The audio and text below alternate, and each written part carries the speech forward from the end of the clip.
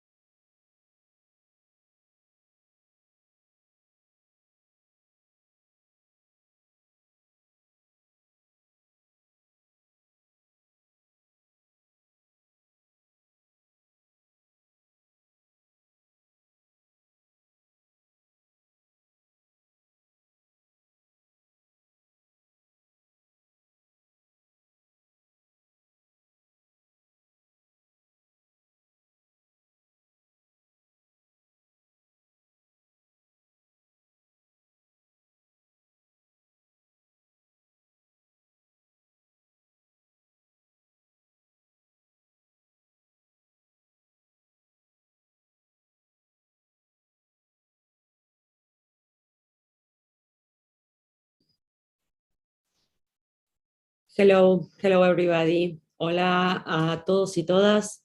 My name is Aime Iglesias Luquin, and I am the Director and Chief Curator of America Society. And it is a pleasure to welcome you to this conference co-organized with the Institute for Studies on Latin American Art and held on the occasion of our current exhibition, This Must Be the Place, Latin American Artists in New York, 1965-1975. I cannot explain the thrill that it gives me to introduce this conference, just the fact that this conference is even happening. This is because conference can be, if done right and with generous colleagues, like this case, a unique space where to share ideas and test hypotheses about how we understand visual art and cultural history. I started studying this period more than 10 years ago for my dissertation. And while I was never lucky enough to attend a conference specific on the topic, it was thanks to the generosity of colleagues, artists, and friends that I was able to finish my studies and to expand that research into the exhibition and publication that we are having today and into this conference. This was only possible in collaboration with a stellar curatorial team composed by Tia Jojima, Natalia Viera Salgado, Rachel Remick, and Mariana Fernandez, and the advice and support of, again, so many colleagues and friends that helped in so many ways to make this happen, that advised this project in so many ways. We hope then that this conference will serve in the same spirit of collaboration that the exhibition portrays in the art of the 60s and the 70s, and that is trying to promote now, that is trying to replicate with the goal, not just to show what happened in the 60s, but also to pose new questions, to open the field and to instigate more research, more papers, and more exhibitions on this period and these artists. None of this would have been possible without the support of ISLAA. Thank you especially to Ariela Sticks, Lucy Hunter, and Blanca Serrano for your support to this project for so many years now. As I mentioned, this is part of a larger project that includes many components. We have an exhibition that started last September, was organized in 2 parts with more than 40 artists and 11 collectives. Part 1 was exhibited in between September and December last year, and part 2 is open now until May 21st. I hope you can go see it if you are in New York, and if not, please, you can check all our materials online.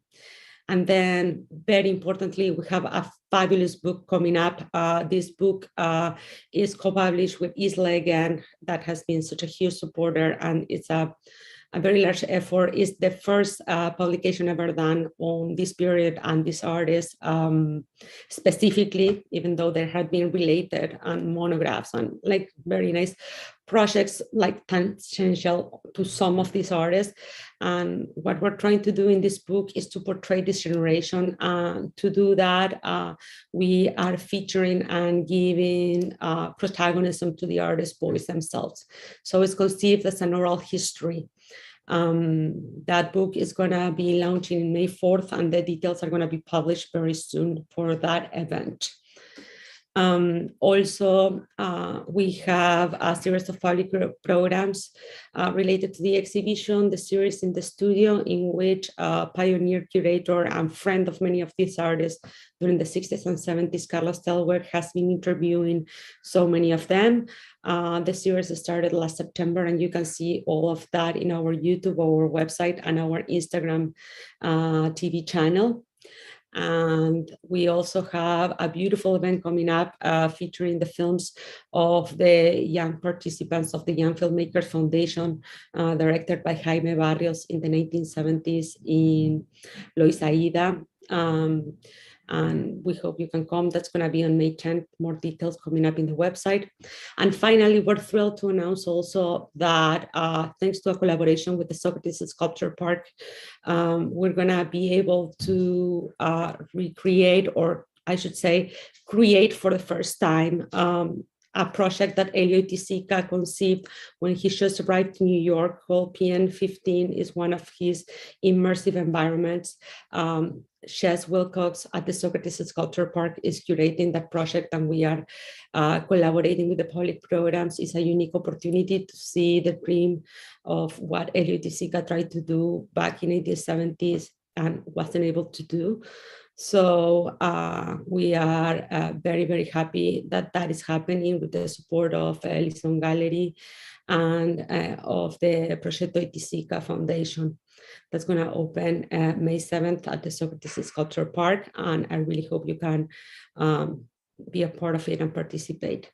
So again, please join us for the book launch coming up, which is going to be on May 4th. You're going to be able to hear a lot more about this period on the voice of the artist, which is, you know, I mean, it's the luxury we have to be able to hear them talk about their own experiences. And I'm going to pass the word to Blanca Serrano from ISLAA. Thank you so much. Thank you so much, Jaime, and congratulations on such an amazing exhibition and project. So hello, my name is Blanca Serrano. I am project director at ISLAA, the Institute for Studies on Latin American Art, where I manage research and academic programs.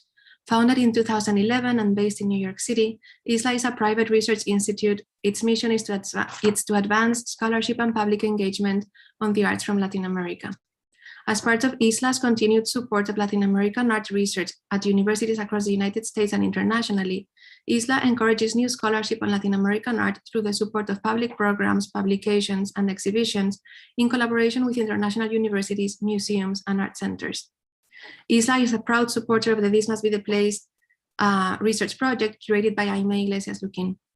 ISLAA provided research support and the loan of a number of iconic artworks to the exhibition, and co-published the exhibition's coinciding publication, which I am sure will be a game changer in scholarship in the field.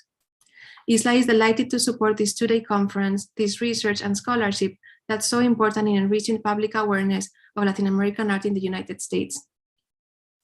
I refer to This Must Be the Place as a research project and not just an exhibition, because it really encompasses much more than a show. Jaime's visionary research, which I know started many years ago, implies a multifaceted revision of historiography that involves each component of the project. Indeed, the exhibition includes artworks that have been rarely exhibited, the book features previously unpublished materials, and the conference contemplates understudied topics such as the role of collective work and studio spaces in the development of art histories. At ISLAA, we are proud to support field-changing research that expands and transforms the canon. We believe that the scholarship and publication of oral histories in This Must Be the Place will become an iconic reference for the revision of US constructed mythologies surrounding the 1960s and 70s New York City art scenes.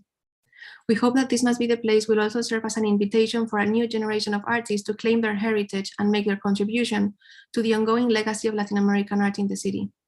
Finally, I would like to thank Jaime and her wonderful team for inviting us to be part of this project and for their energetic and enthusiastic work.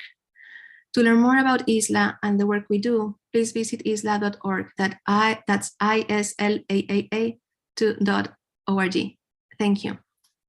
And I'm sorry to take up so much space, but I'm also the moderator of the first panel, so I'm gonna introduce you to the discussant and the speakers today. So panel one, which opens this two-day conference, is titled Embodiment, Queerness, and Eroticism. The discussant is Vivian Crockett, Curator of Contemporary Art at the New Museum. Vivian is a Brazilian-American curator and scholar focusing largely on modern art and contemporary art of African diasporas, Latinx diasporas, and the Americas at the varied intersections of race, gender, and queer theory. She is a PhD candidate in art history at Columbia University, completing her dissertation on the participatory and media-based work produced by Brazilian artists Hélio Oiticica and Zilia Sánchez in the late 1960s through the 1970s. She has published texts for the Met, MoMA, and the Studio Museum in Harlem, among others. Vivian was the 2017-18 Mellon Museum Research Consortium Fellow at the Media and Performance Department at MoMA, and a joint teaching fellow at the Whitney. She has also worked on independent curatorial projects with various arts organizations. Our panelists today are three. Alison Clark, she is a PhD candidate at the Department of Art History and Archaeology at the University of Maryland. She specializes in modern and contemporary art of the Americas, and her dissertation offers an interdisciplinary and diasporic reading of Cuban artist Zilia Sánchez's early sculptural canvases, known as erotic topologies, in relation to 1960s abstraction, discourses of the body, and Sánchez collaboration across art, poetry, and theater in New York immigrant community.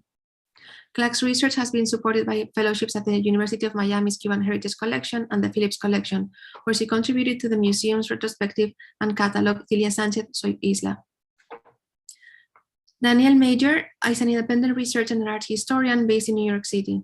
Her research interests revolve around transnational art networks between Brazil and New York during the mid-20th century, as well as the intersections between identity and various social, cultural, and political histories.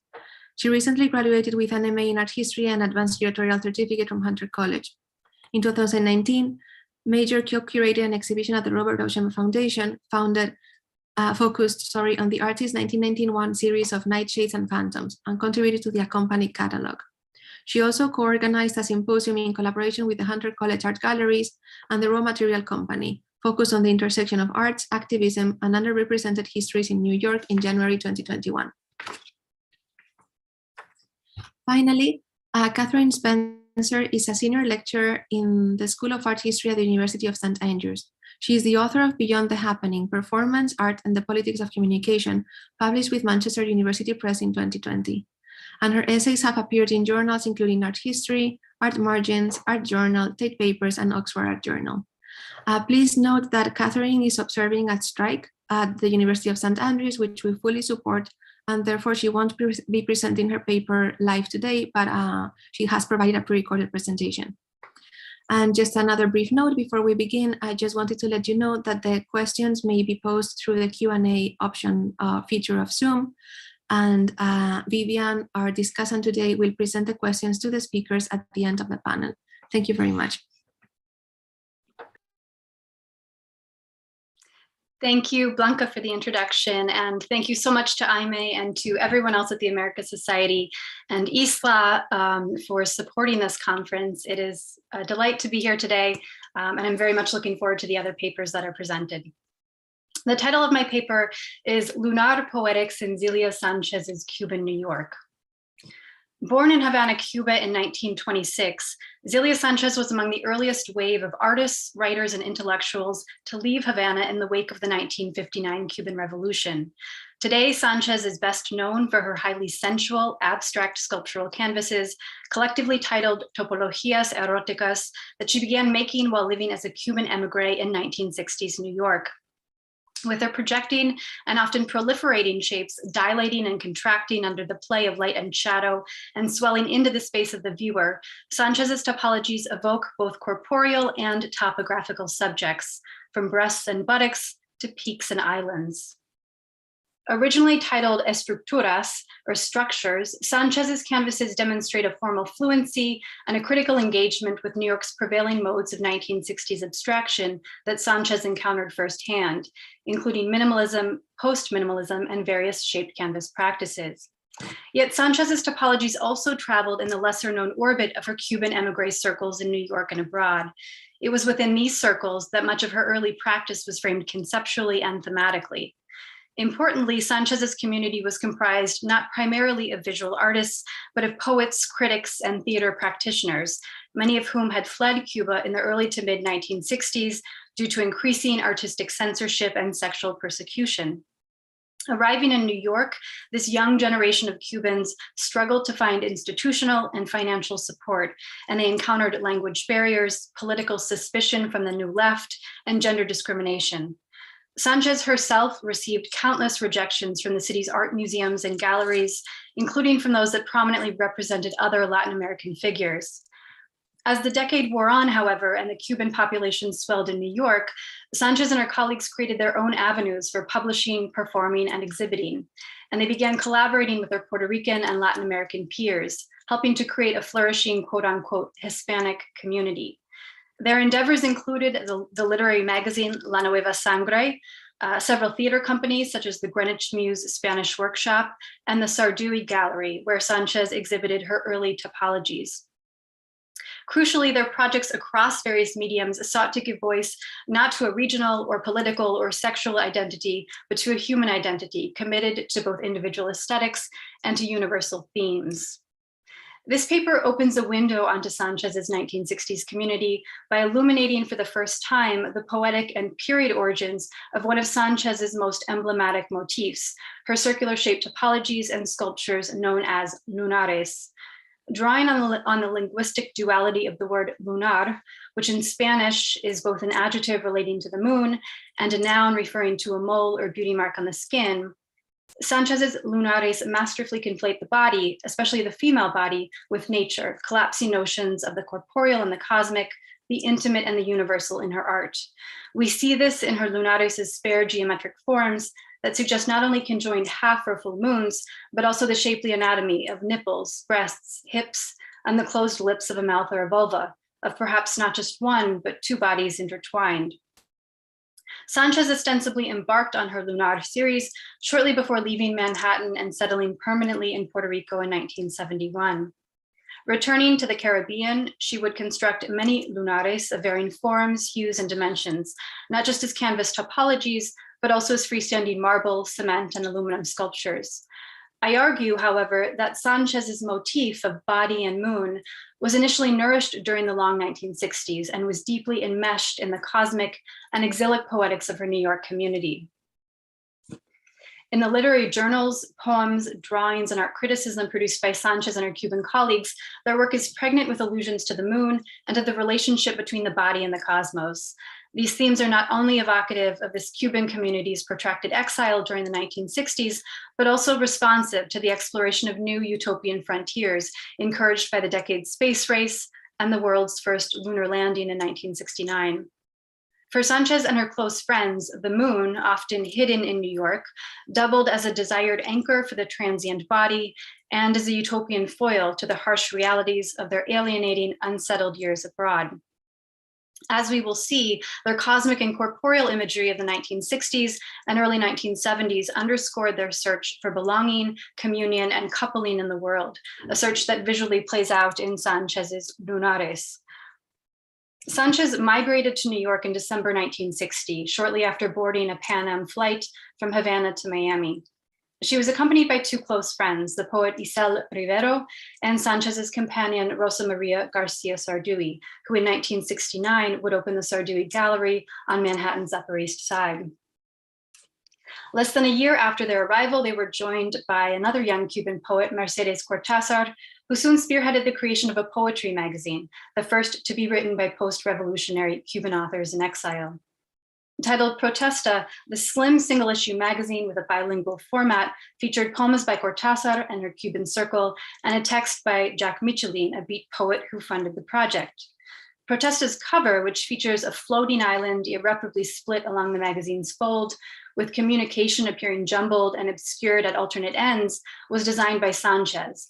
And it expressed in Cortázar's words, quote, "our protest against the silence imposed on us in Cuba and in the United States," unquote. Sánchez also contributed a drawing of a solitary, dispirited figure, conveying what Cortázar recalls as, quote, "the sadness we all felt in exile," unquote. In its imagery and poetry, Protesta foregrounds the fracture in and between the body and landscape. We observe this especially in Cortázar's poem titled Epitasis. In Greek drama, the term epitasis refers to the dramatic arc of a play in which the plot thickens and leads towards catastrophe. This concept frames Cortázar's suffocating sensorial poem, which reads in part, quote, "in the smog that forms the space between two mouths in the city, in this hazy space where our cries are nothing, where the skies devour the moon, the ridiculous moon of the city, we go forlorn through lost streets, the streets that have taken us away from all consistencies," unquote. Cortázar's descriptions of the devoured moon, as well as the withered stars, represent a painful and disorienting dislocation from La Noche Lunar, or the moonlit night, that Cortázar and Sánchez fondly recall from their Cuban youth. In Havana, where the moon shone brightly in the city and on the sea, both waxing and waning in its predictable rhythms, Sánchez recalls her mother cradling her as a baby under the moonlight, a rare source of consolation when she had trouble sleeping. In New York, however, this natural luminosity and comfort was now obscured by the city's smog and its neon lights. For Cortázar and Sánchez, this was an absence felt immediately and viscerally. Even recently, when asked to reflect on her New York years, Sánchez almost always notes depressingly that, quote, "in New York, there was no moon," unquote. Indeed, in the early to mid-1960s, the light of the world appeared diminished in Sánchez's heavily textured earthen paintings and in the rough terrains described in the poetry of Cortázar, Rivero, and others. Their work collectively dwelled on the elemental processes of bodies and nature undergoing pressure and transformation, of worlds crumbling, colliding, and shifting in a search towards something greater. During these years, Sanchez's paintings and prints served as visual corollaries to the poems written by her close friends and were reproduced on the covers and pages of their publications. Sanchez's forlorn figure from Protesta also reappeared in various guises across the 1960s in literary journals and on book covers. In one example, this figure's face has been shorn in half, while two other images feature a seemingly mute figure of ambiguous sex who appears alone in a desolate, lunar-like environment. By the latter half of the decade, however, Sanchez's abstract paintings and prints were beginning to abandon this existential tenor and were morphing into a more sensual language, one characterized by voluptuous geometric forms and a buoyant, searching line. These were luminous works, often modular and serial in nature. For Sanchez's friend Dolores Prida, a Cuban emigre poet, these early sculptural canvases materialized their subject as, quote, ready to project itself naked outwards towards the universe, towards other people and other worlds, towards me and towards you, unquote. Sanchez's aesthetic, in other words, had decisively shifted from one of earthbound collapse and recoil to one of outward cosmic projection, a change that Prida couches in her 1970 essay on Sanchez's art in the language of an erotic lunar encounter. Before engaging with Prida's essay, however, it is imperative to take a quick detour into the lunar headlines and photography that were dominating the news cycles at the time that Sanchez began making her topologies. Spanning the years 1961 to 1972, NASA's Apollo program made extraordinary advances in lunar exploration that galvanized public attention, especially in July 1969, with the first landing of astronauts on the moon. Yet even before reaching this milestone, NASA's spacecraft were sending back astonishing photographs and new visual perspectives. These include groundbreaking images of the moon taken in 1966, as well as one of the most famous photos of all time, known as Earthrise, that was captured by astronaut William Anders with a Hasselblad camera on Christmas Eve 1968. Then, of course, there are the dramatic photos of Apollo 11's lunar landing, of Neil Armstrong and Buzz Aldrin walking on the moon's surface and imperially planting and saluting an American flag. For Sanchez and her poetry circles, for whom the moon was an emotional and geographical anchor, this era of 1960s space travel was immensely compelling, and it coincided with Sanchez's own exploration of a new aesthetic language. Prida explicitly makes this connection between NASA's lunar landing and Sanchez's late 1960s art in her 1970 essay titled El erotismo espacial en la pintura de Zilia Sánchez. Here, the word espacial refers not only to the three-dimensionality of Sanchez's new work, but also to the cosmic and celestial qualities of it. In her writing, Prida compares the spectator's encounter of Sanchez's topologies to that of a lunar discovery. She describes, for example, how Sanchez's canvases lure the viewer into the rhythmic gravitational field, compelling the body of the spectator to orbit around the artwork's voluminous corporeality. She writes, quote, like astronauts, we move in outer space. There is a challenge or dare in Sanchez's silent lunar forms, in the gray-white ripples caressing a woman's body, unquote.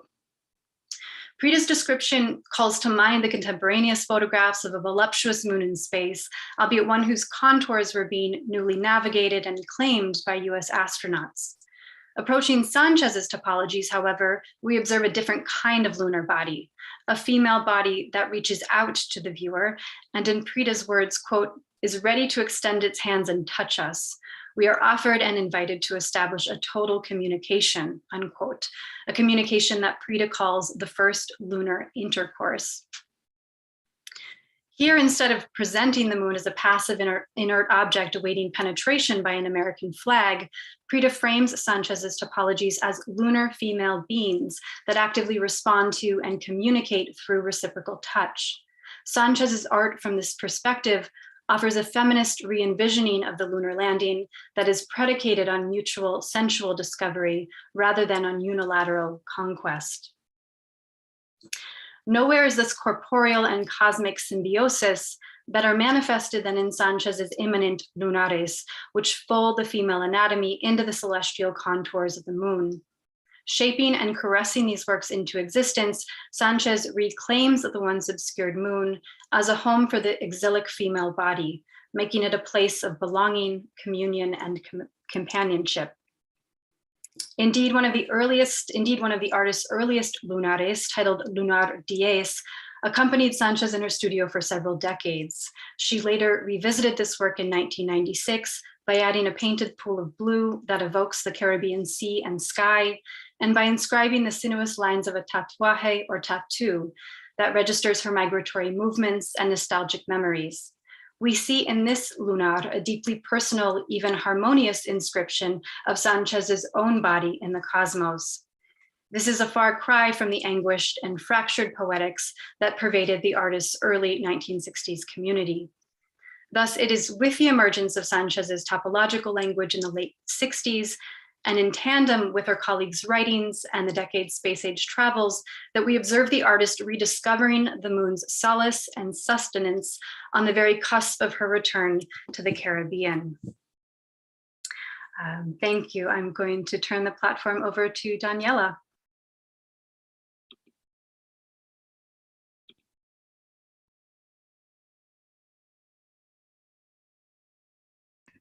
See, I was muted. Hello, I just want to take a quick moment to thank ISLAA and the American Society for including me in this conference, and also to thank Hunter College and the Proyecto Hélio Oiticica, especially César Oiticica Filho and Ariana Figueiredo, for their continued support of my research. So the Brazilian artist Hélio Oiticica first came to terms with his homosexuality in the favelas of Rio de Janeiro during the mid-1960s. He remained more or less closeted until he fled the Brazilian authoritarian regime and self-exiled to New York from 1970 to 1978. Settling in the city a year after the watershed Stonewall riots, Oiticica was out and living unapologetically as a gay man. Influenced by the ongoing movements for gay rights, Black power, and women's liberation, he began to make aspects of his practice explicitly queer, adding to the politicization of aesthetics that he began in his homeland. He even redubbed Manhattan Babylon, after the ancient Mesopotamian city known for its excessive luxury, consumption, and moral, i.e. sexual, decadence. His newly found queer artistic preoccupations arose in more than one series while abroad, but his cinematic practice, which included experimental film scripts for mostly unrealized projects, short films, and unique multisensory quasi-cinemas, provide the clearest lens into this marginal interest. This series final series consisted of room-size installations with ambient soundscapes, slide projections, and tactile elements that activated the medium of cinema through chance intervention and sensory immersion. So Oiticica's cinematic practice during this period was directly inspired by contemporaneous queer filmmakers in the underground cinema movement who shot controversial footage with gender-bending performance and explicit homosexual scenes. Oiticica saw the films of Andy Warhol and Jack Smith, and then embarked on his own experimental film projects abroad by combining the confrontational marginal agenda he developed in the favelas with the exaggerated and queer sensibilities of camp. He further turned to the exoticized and exaggerated cliches of Latinx sexuality to invent a new genre of tropicamp. And so, as will be discussed here, Oiticica's cinematic focus on sexual politics stemmed from his continued advocacy for the marginal and marginalized, an identity that now embraced his own queerness. Oiticica grew up in a society where homosexuality was effectively, if not explicitly, forbidden. While sodomy laws in Brazil were abolished in 1830, other intentionally vague laws could be enforced at will by the police, and so pushed homosexual behavior into the shadows. It wasn't until 1964, when at the age of 27, Oiticica began to frequent the favela Mangueira for samba rehearsal, that he had his first sexual encounters with men. His marginalized gay identity thus merged with the marginal zone and behavior of the disenfranchised neighborhood. The artist was outspoken about the injustices inflicted upon the nation's poor from 1964 onward, and used works such as his 1968 banner, Seja Marginal, Seja Herói, to protest the military regime's destructive interventions into the favelas and the broader persecution of its residents. However, he never challenged publicly or through his artwork the generally hostile attitudes towards homosexuality from all facets of Brazilian society until his exilic era. Foreshadowing his New York experiments, Oiticica's exploration of taboo sexuality emerged in 1969 during his nearly year-long stay in London while he was staging a solo exhibition at the Whitechapel Gallery. During this time, he wrote a text called Hermaphrodite, in which he established his perception that the interdeterminacy of sexuality and sexual organs was a critical stance. The artist called for the reader to hermaphrodize your acts and you will be self-enchanted and sexier and have appetite for everything, was in fact a means of destabilizing normative sexual and artistic practices. He further reiterated later that year in another text called Untitled that he believed sexual binaries were a socially constructed means of hegemonic political control, writing, "Homo and hetero are the same and never existed as something real. They are the shadow of social oppression." In L'Undocumento, Oiticica also discussed Andy Warhol, whose 1966 film, Chelsea Girls he saw for the first time in London, displayed on two screens simultaneously. The film focused on loosely scripted scenes as the camera followed the imagined gritty lives of the residents of New York's Chelsea Hotel. The work influenced Oiticica's unrealized nitrobenzol and black linoleum, an important forerunner to the artist's later quasi-cinemas. He declared his ambitions for the project in L'Undocumento, stating, "Cinema must be strong like the underground. I am the underground of Latin America, like Chelsea Girls, which is North America, but I will be stronger. I will be the tropical sun. I will be the explosion of mine and yours." Scripted in September 1969, Nitrobenzol and Black Linoleum was a collection of 11 installations with the artist called Ideas, set to take place over more than 4 hours and into which he integrated an equal number of disjointed films. The Ideas featured multiple live and recorded elements, including colored spotlights, various recordings made to music and ambient noise, and other sensory tactile components that corporally integrated the audience. Many of the proposed recorded scenes in the script included erotic and gender-bending allusions as well, such as Idea 2, in which the British poet Edward Pope awakes after sleeping for 5 minutes and dresses in a woman's white nightgown. Between living in London and New York, Oiticica briefly returned to Rio de Janeiro from January to June 1970, where he continued to pursue his newly queered filmic interests. In April 1970, he wrote yet another script for a project called Boys and Men. The proposed film followed a similar framework as Nitrobenzol and featured 8 acts with highly homoerotic content. For example, in Take 1, Scene 1, 10 very beautiful teenage freaks and shy boys were to walk around in tight pants or shorts for 40 minutes while acting narcissistic and gay, but not showing special affection except for themselves. During the next scene, Take 2, Scene 1, a homage to Joyce Warhol, the camera was to fix on a man's naked, well-built and hairy legs, while another man read excerpts from Ulysses by the experimental novelist James Joyce. The artist attempted to realize the project with the Brazilian cinema marginal filmmaker Rogério Escandela, but for whatever reason, the film was never shot. However, once he lived permanently in New York, Oiticica enrolled in film classes at New York University in spring 1971 and purchased a Super 8 camera with every intention of embodying the underground of Latin America. Yet by the time he arrived in the city, the underground cinema scene in New York was already commercialized and even fashionable. Oiticica wrote unfavorably of this development to the Brazilian filmmaker Ivan Cardoso, stating, "Trash is the name of Paul Morrissey's film produced by Andy Warhol. Commercial, but beautiful. It is the definitive commercialization of the underground. All of Park Avenue is currently asking, have you already seen the film Trash? Thinking they're hip and feeling like allies of the marginal, but they are just raising marginal activity to a bourgeois level." Oiticica's fascination with Warhol was superseded by one for Jack Smith, perhaps best known for his infamously illicit 1963 film Flaming Creatures, which featured disconnected scenes with ample drag performances, an orgy, and a lipstick commercial. During the 1970s, Smith focused almost exclusively on performance art. He presented pre-recorded reels edited in real time, unconventional soundtracks, and projected slideshows, as well as live experimental and often improvised theatrical elements and unorthodox environments. Oiticica first met Smith at one such performance at the director's Soho Loft in early 1971, and the evening initiated a friendship, not a professional one, but a casually sexual one, between the two men. However, despite some parallels between Smith's projects and Oiticica's later quasi-cinemas, as noted by the art historian Max Jorge Hindura Cruz, Oiticica did not change his way of working after his encounter with Smith's work, but found in Smith and Mario Montez an intrinsic alliance in the pursuit of ideological critique that he had been working on since 1964 at the least. Mario Montez was a Puerto Rican drag performer and actor who Oiticica met at a party in 1971. He later interviewed him for an essay he wrote entitled Mario Montez Tropicamp. Montez, who acted in numerous important films by Smith and Warhol, including Flaming Creatures and Chelsea Girls, linked the different but nonetheless queer aesthetics of the two filmmakers, camp and pop. Although both artists played with the various Hollywood cliches, including Smith's riffs on its heteronormative and generally exotic heat, as Oiticica observed, Montez was the concretization of cliché Latin America as a whole. Often acting in drag, Montez at times impersonated Carmen Miranda, the Brazilian songstress of the 1940s, best known for her flamboyant tutti frutti hats. However, the actor's pseudonym was inspired by another famous Latina, the seductive 1940s Dominican film actress Maria Montez. Oiticica viewed both the original Montez and Miranda as precursors to his choppy camp for their over-the-top presentations of Latina-ness.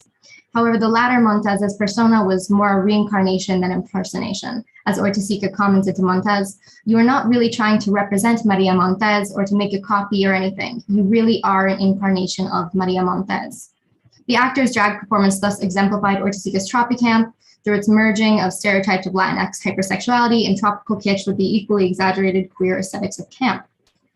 Oiticica cast Montez to appear as a Spanish woman in his 1972 film Agrippina Home in Manhattan. In the 16-minute dialogueless film, Oiticica meditates on the perils of greed by transporting the widowed aristocrat Agrippina the Younger to modern New York, where in a vague retelling, she uses her good looks to pursue money and power.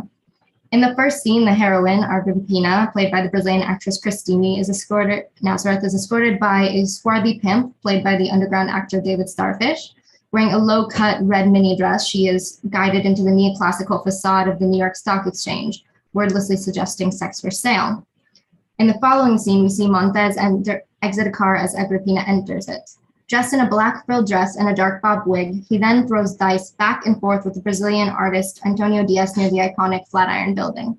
This parodic act of fortune-telling, a play on Wall Street's constant speculation, is entitled O Oráculo, a cheeky pun on the Spanish words for oracle and culo, meaning ass. By filming Montez dressed in full drag in broad daylight on a main thoroughfare of Manhattan, Oiticica fearlessly declared his pride in the men's shared gay identity. This choice was likely calculated, as Oiticica was attuned to the leftist political movements occurring in the United States at the time, most of which insisted that the personal was political.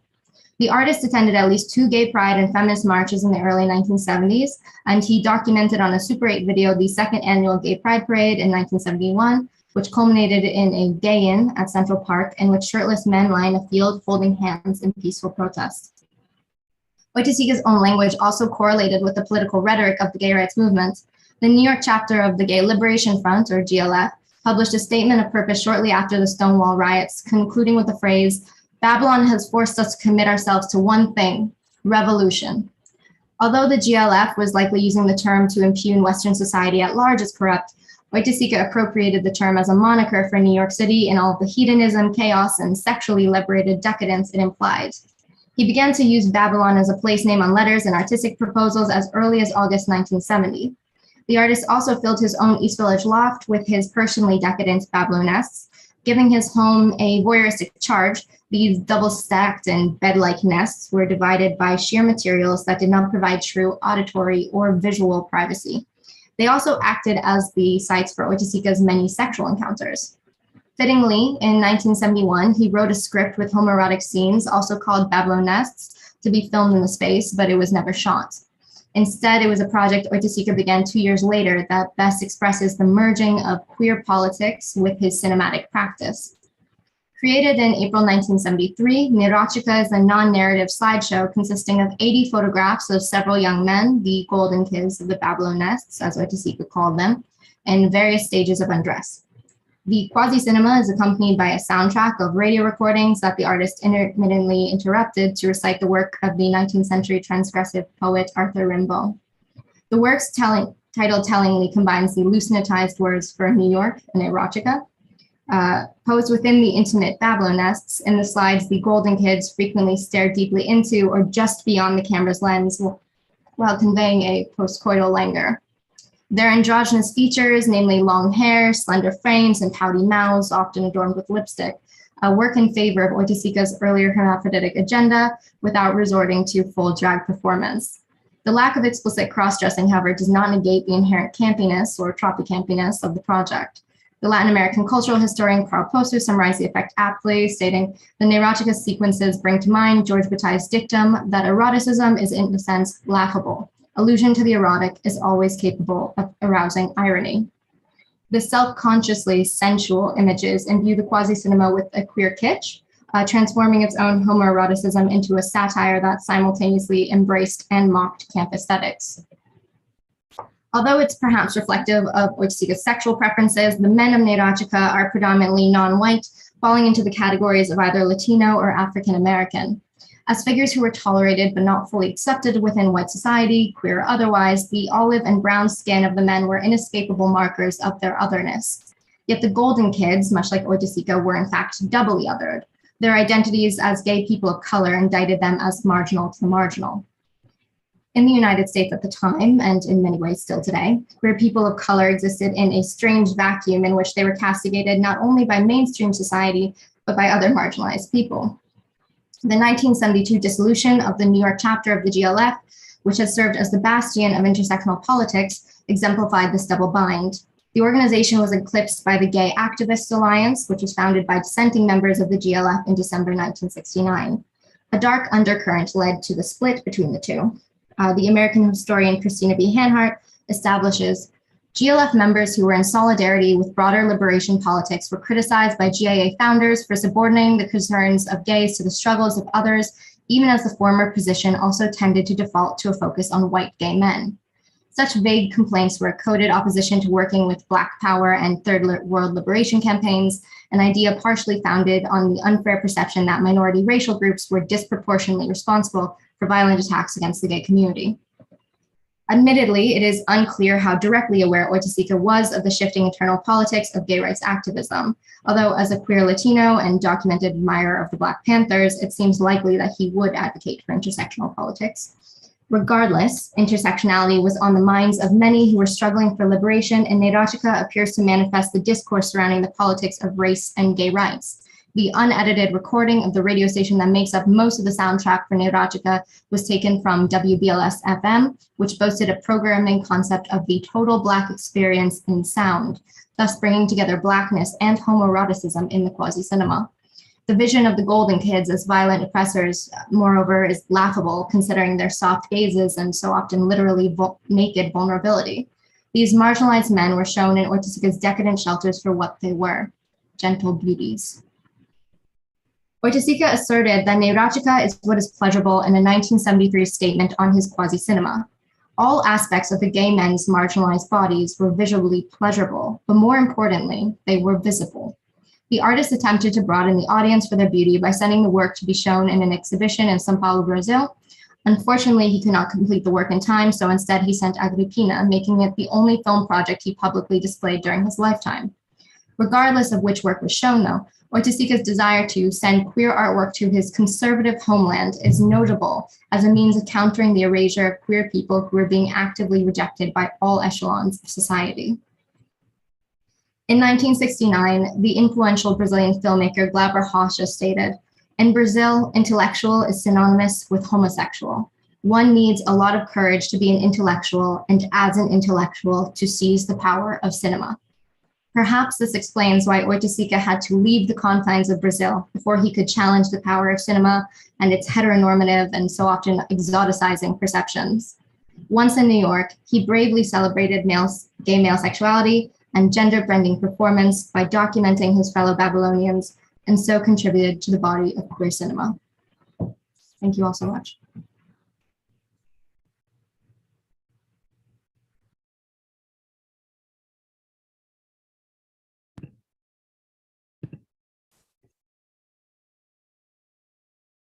Hello everyone, thank you so much for having me. My name is Catherine Spencer and I'm giving a paper entitled Video Trans-Americas Displacing New York. I'm really sad to be recording this in advance rather than joining you and my fellow panelists, Alison and Daniela, live. The reason that I'm not able to be with you at the same time is that this week the University and Colleges Union in the UK has called a week of strike action, which I'm participating in. For those of you who are interested in why we're striking, I've put a link on this slide. But we're striking because of the significant pension cuts that have been made in UK higher education and around a series of concerns called 4 fights, which relate to falling pay, our employers' refusal to address the gender, ethnicity and disability pay gap, precarious employment and unsafe workloads. So for anyone who is interested in these issues, please do visit the UCU website, and that's why I'm not with you live. If anyone does have any questions or just would like to be in touch, my email is on the slide, so do please contact me. I'd be really delighted to hear from you, and I'm really hoping that I can catch up with the other papers after the strike and engage in what looks like a really brilliant couple of days of talks and presentations, where I think there's a lot of overlap with what I'm talking about. So I'm just going to dive straight in. In around 1974 to 75, the photographer Harry Shunk, who worked together with Janus Kender, took a series of photographs of Juan Downey and his wife, Mary-Lise, at the artist's White Street studio in New York City. All 4 images position their naked bodies in relation to a Portapak video camera. One is jokey and deliberately overblown, Downey angling the camera as penis substitute at his wife's vagina while she smiles down at him with an air that might be something like resigned tolerance. Another reiterates the equation between the camera's invasive gaze and phallic dominance. Downey stands on the building's fire escape, the sun illuminating his skin as he aims his priapic device upward. In the most striking photograph, Juan and Mary-Lise Downey stand against a curtain as if posing for a traditional studio shoot. However, the studio setting is thrown off kilter by the way in which Mary-Lise's head has become hooded in this background sheet. Downey's gesture towards her could be one of encirclement and protection, but for all its playfulness, the image is shadowed by violence and objectification. Their feet stumble together in an intimate yet awkward dance, threatening to become entangled in the wires that snake between the video camera down on the right and the monitor sitting on its spindle-legged stool on the left.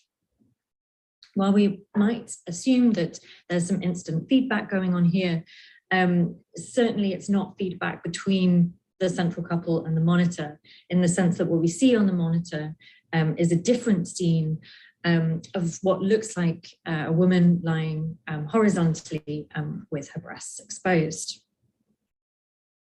This disrupted erotic technological embrace finds its apotheosis in the final image from the series, where Shunk has used movement to create a psychedelic image in which the Downeys can just about be made out at the center of this kind of blurry vortex, raising the Portapak aloft.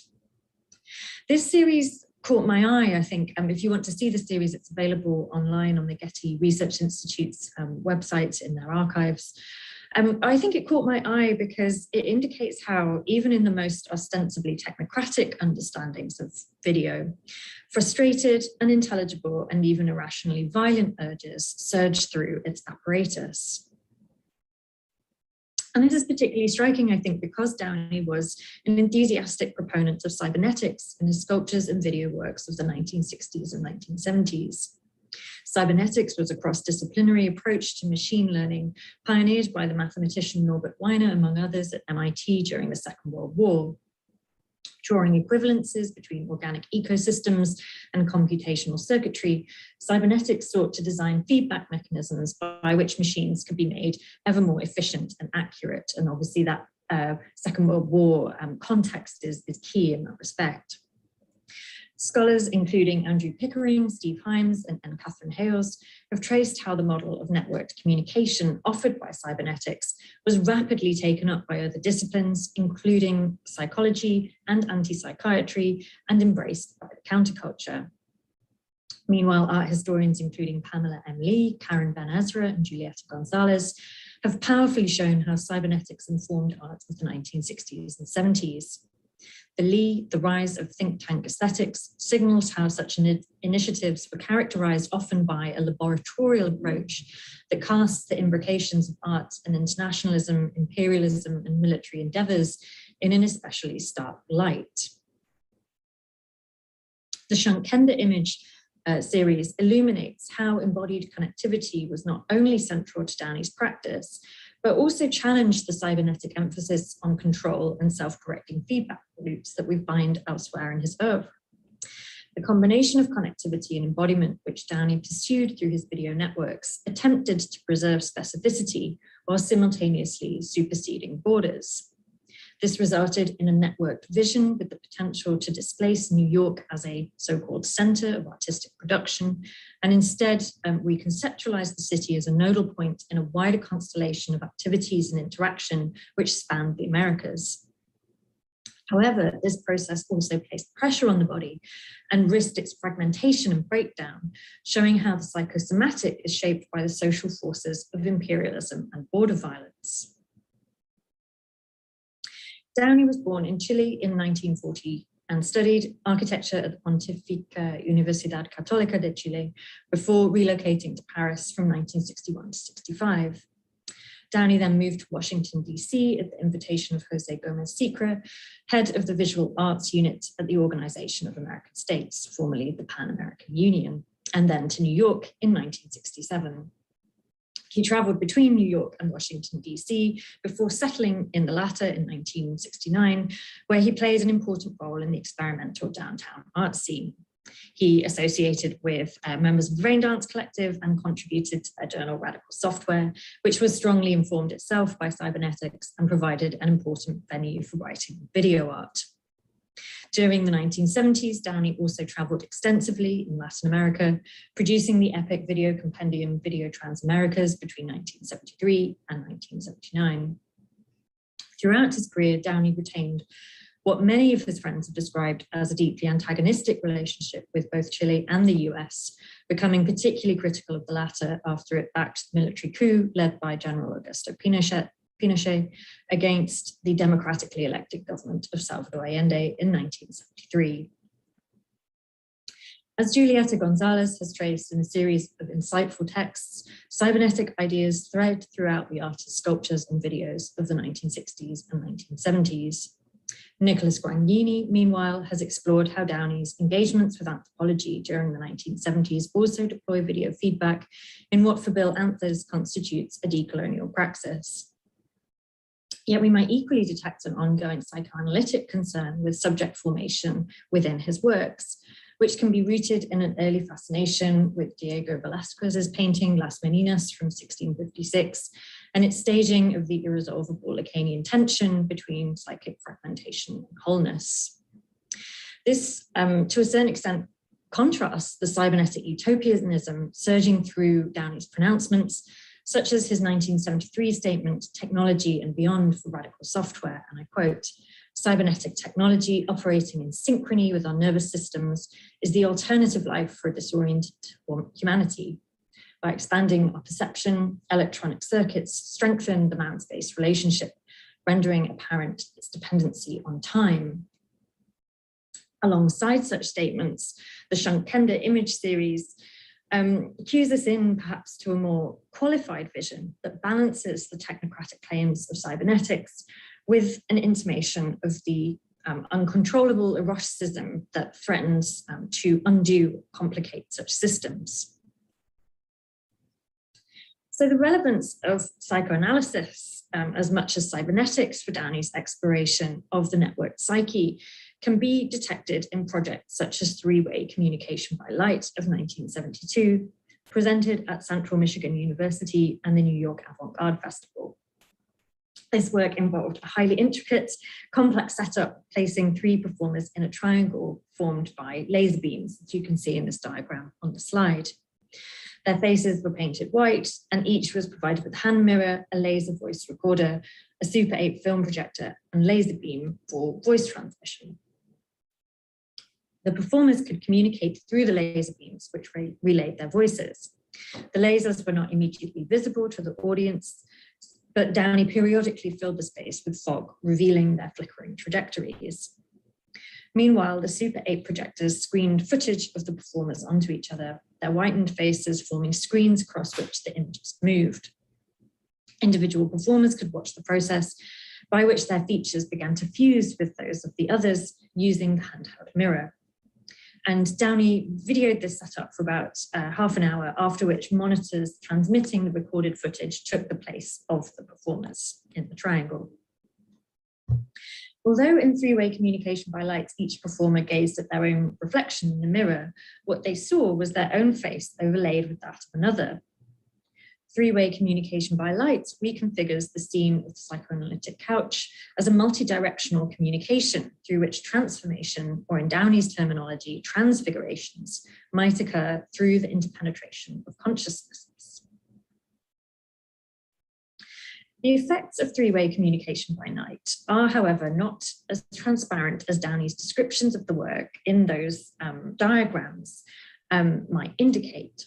When shown, for example, at the Los Angeles Contemporary Exhibitions space in 2017, the videos conveyed less a sense of one united, transcendent collectivity forged through the self-corrective feedback of video, of mirrors and video, than a divided, confused, and multiple self that continually kind of dissolves and merges with others.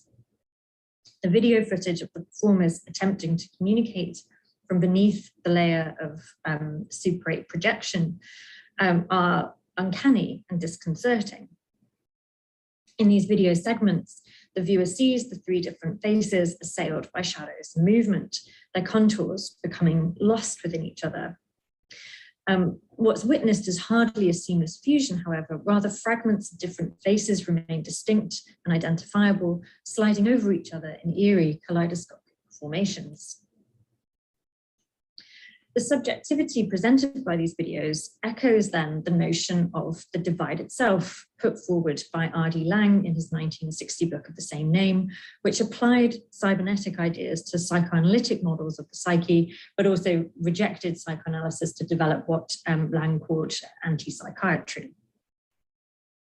While Laing rejected mechanistic and behaviorist models for the relationship between subject and the world, so what he called accounts of man as machine or man as an organismic system of it processes, he nonetheless attended to the relationship of the individual to the environment. So that was the bit he took from cybernetics, whilst kind of rejecting its emphasis on control and machine learning. And he used that to argue that so-called madness was a construct that was less an expression of a single person's psyche than an indication of the irrationality of society as a whole. And I think that actually offers quite a useful way of reading three-way communication by light, which aspires to this idea of networked communication and the creation of an intellect psyche, but also explores the threat of bodily dissociation and division, encompassing the challenge and the difficulty of interrelation as much as its desirability. So the traumatic side of what Laing described as the unembodied self thus shadows the utopian dispersal of the body into fluid information envisaged by Downey's work. In the studio photograph of Juan and Marilise Downey, although the two are in very close physical proximity to each other, the obliteration of Marilise's face introduces the spectre of violence and inserts an insurmountable division between them. The possibility of erotic communion is displaced onto the monitor, where fantasy plays out on a disconnected, dissociated plane. Their physical bodies, meanwhile, are stuck, frozen in this kind of partial and awkward embrace. This dynamic of communion and estrangement also informs Plato Now, presented at the Everson Art Museum in Syracuse during 1973. This was an even more ambitious piece than three-way communication by light, during which 9 performers sat seated in lotus positions wired up to alpha wave detectors. When their brainwaves reached a meditative state, this triggered readings from Plato's dialogue played over headphones. The audience could not see the faces of the performers, which were turned away from them, but they were able to view them through live video feedback, as you can kind of make out in this diagram on the slide. Equally, while the performers could not directly see the audience, they were sensible of their shadows, which were projected in front of them over the walls from a light source that was placed behind them, again, as you can see here. So Plato Now was on one level an attempt to achieve disembodiment and this kind of network cybernetic connection. Again, however, the possibility that this disembodiment might actually paradoxically result in objectification and the reduction of the subject to an inaccessible, inert thing recurred. While the performers became immersed in their introspective transcendent state, the barrier of the video screens effectively shut the audience out as much as it granted them access, a dynamic further emphasized by the auditory seclusion of the 9 people with their headphones and snippets of text that only they could hear. Plato Now stages a scene in which the audience members might assume they have possession over the performers through their ability to watch them on the monitors of the video feedback loop, but over which they actually have no control at all. Equally, the performers had to submit themselves to the authority of the work, whereby they only heard the snatches of Plato if they achieved a kind of correct meditative state. The introspective atmosphere of Plato Now might seem very far away from the schizoid anxiety of the divided self recounted by Lang. Yet even in this scenario of supposed commonality, people were cut off from each other and themselves, unable to control how they were seen, but simultaneously constantly made aware of two-way surveillance, which placed a coherent understanding of identity under pressure. The calm of Plato Now is therefore deceptive. The museum director, James Herinthus, a long-term supporter of Downey's work, saw Plato Now as a rejection against the contemporaneous violence of the war waged in Vietnam by the US, but it might equally be understood as an internalization of that violence, a testing of the vulnerable relationship between body and psyche, self and other. Geopolitical ramifications of this instability are underscored by Downey's extension of the video performances into Video Transamerica's. This was a multi-part work during which Downey traveled between multiple countries in Latin America, making videos of different communities as he went, and then playing these back with the next group of people that he visited. The results were screened in 2 US exhibitions at the Evanston Museum of Art in 1974 and at the Whitney Museum of American Art in 1976. In these presentations, Downey deployed multi-channel video, live performance, closed-circuit video and film projection, screening images across the space and videoing the interaction between audience and images. At the Evanston Museum of Art, Carmen Bouchette danced beneath Downey's debriefing pyramid, which consisted of a circle of monitors suspended from the ceiling, showing footage gathered during Video Transamerica's. The photographic documentation of this performance positions Bouchette's body as a sensitized receptor of the images screened, corresponding once again with cybernetic models of kind of bodily integration and a kind of feedback loop with the environment. The artist's desire to leave New York underscores the feeling of displacement and exile that Downey's friends increasingly discerned in him after the 1973 coup. Ostensibly, Video Transamerica's might seem to be an attempt at integration, putting into practice the networked connectivity that Downey attributed to technology, when, for example, he described how the Telstar satellite facilitated a communications architecture that bridged distance and collapsed geographic borders. Quote, "The structure of our city is the means of communication that maintains our unity. My family in Chile is part of this invisible city when we speak by phone via Telstar. Thus, the satellite and its orbit around the Earth exist as a living neural cell." I don't have time to go into this, but I think the kind of promise of that connectivity could be related really interestingly to Project Cybersign, which Karen Ben Ezra and Pamela M. Lee both talk about in their recent studies, and the kind of the end of that project in dissolution and violence. Yet, as Benjamin Murphy has argued, the temporality of Video Transamerica's was not the immediate present, but the recursive, disrupted, and fragmented time of playback. The project thus also speaks to loss and potential miscommunication. So the kinds of things that cybernetics was ostensibly trying to stop through its kind of ever more efficient loops of information. The temporally and geographically spaced screenings of Video Transamerica's disclose the chimerical dream of networked contiguity, revealing how this is troubled from within by gaps, elisions, and failures to connect. Video Transamerica's shows how the fantasy of the networked psyche is indissolubly bound to its obverse, a fragmented psyche, the product of a body that is continuously faced with its unembodiment across time and space and its concomitant reduction to an object. At the same time, the body remains triumphant, blocking dematerialization into information and continuing to assert its wants and needs. Video Transamerica's addressed geopolitical fractures and divisions relating to the construct of Latin America, also evident in Downey's activist interventions. In 1972, Downey initiated Doing Things Together, Imperialistic Octopus, during which he and a group of friends made giant papier-mâché octopus for use in a peace march in New York. Each tentacle of the octopus was labeled with a US firm linked to interference in Latin American politics.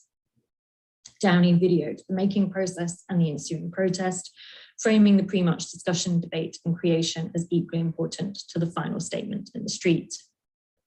For Chile Sí, Junta No of 1974, Downey invited participants to gather outside the International Telephone and Telegraph headquarters in New York, an organization whose activities encompassed communications, transport, aerospace, and energy, and which was closely involved in the US political establishment. Downey printed white t-shirts with the slogan Chile Sí, Junta No, and red blood like smears. Downey again videoed the march, which he later edited and presented as La Frontera within Video Transamerica's. The red stains on the white t-shirts most readily evoke the blood spilled by Salvador Allende when he was shot during the 1973 coup, and that of murdered students and protesters.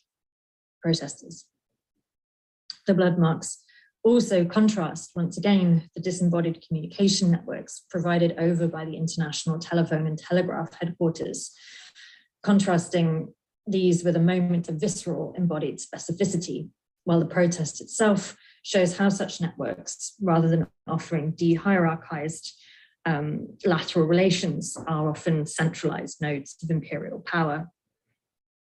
New York emerges as the place from which this protest can be made, but the process itself challenges that space, while resituating the body with all its disruptive, willful, and vital urges at the heart of networked connectivity, with the potential to reroute its co-option in systems of control.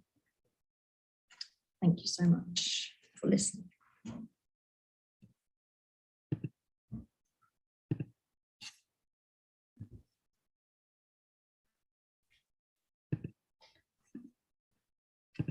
Hi, everyone. I'm going to switch over. In classic conference form, we are well behind schedule. So we'll only have a few minutes for my comments and some questions, but I do hope that those that we are unable to address can live in the virtual air, so to speak.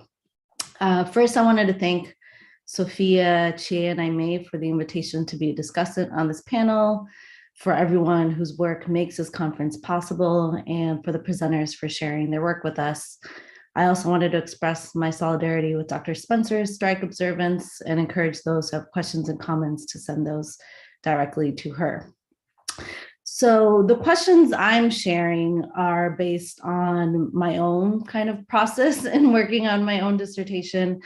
And some of these also overlap with some of the questions prompted by your presentations today. And again, feel free to respond to any of them directly or to use these as prompts for future conversations that I hope we'll continue to have together. So at the heart of all these three papers is the question of connectivity, belonging, interrelationship.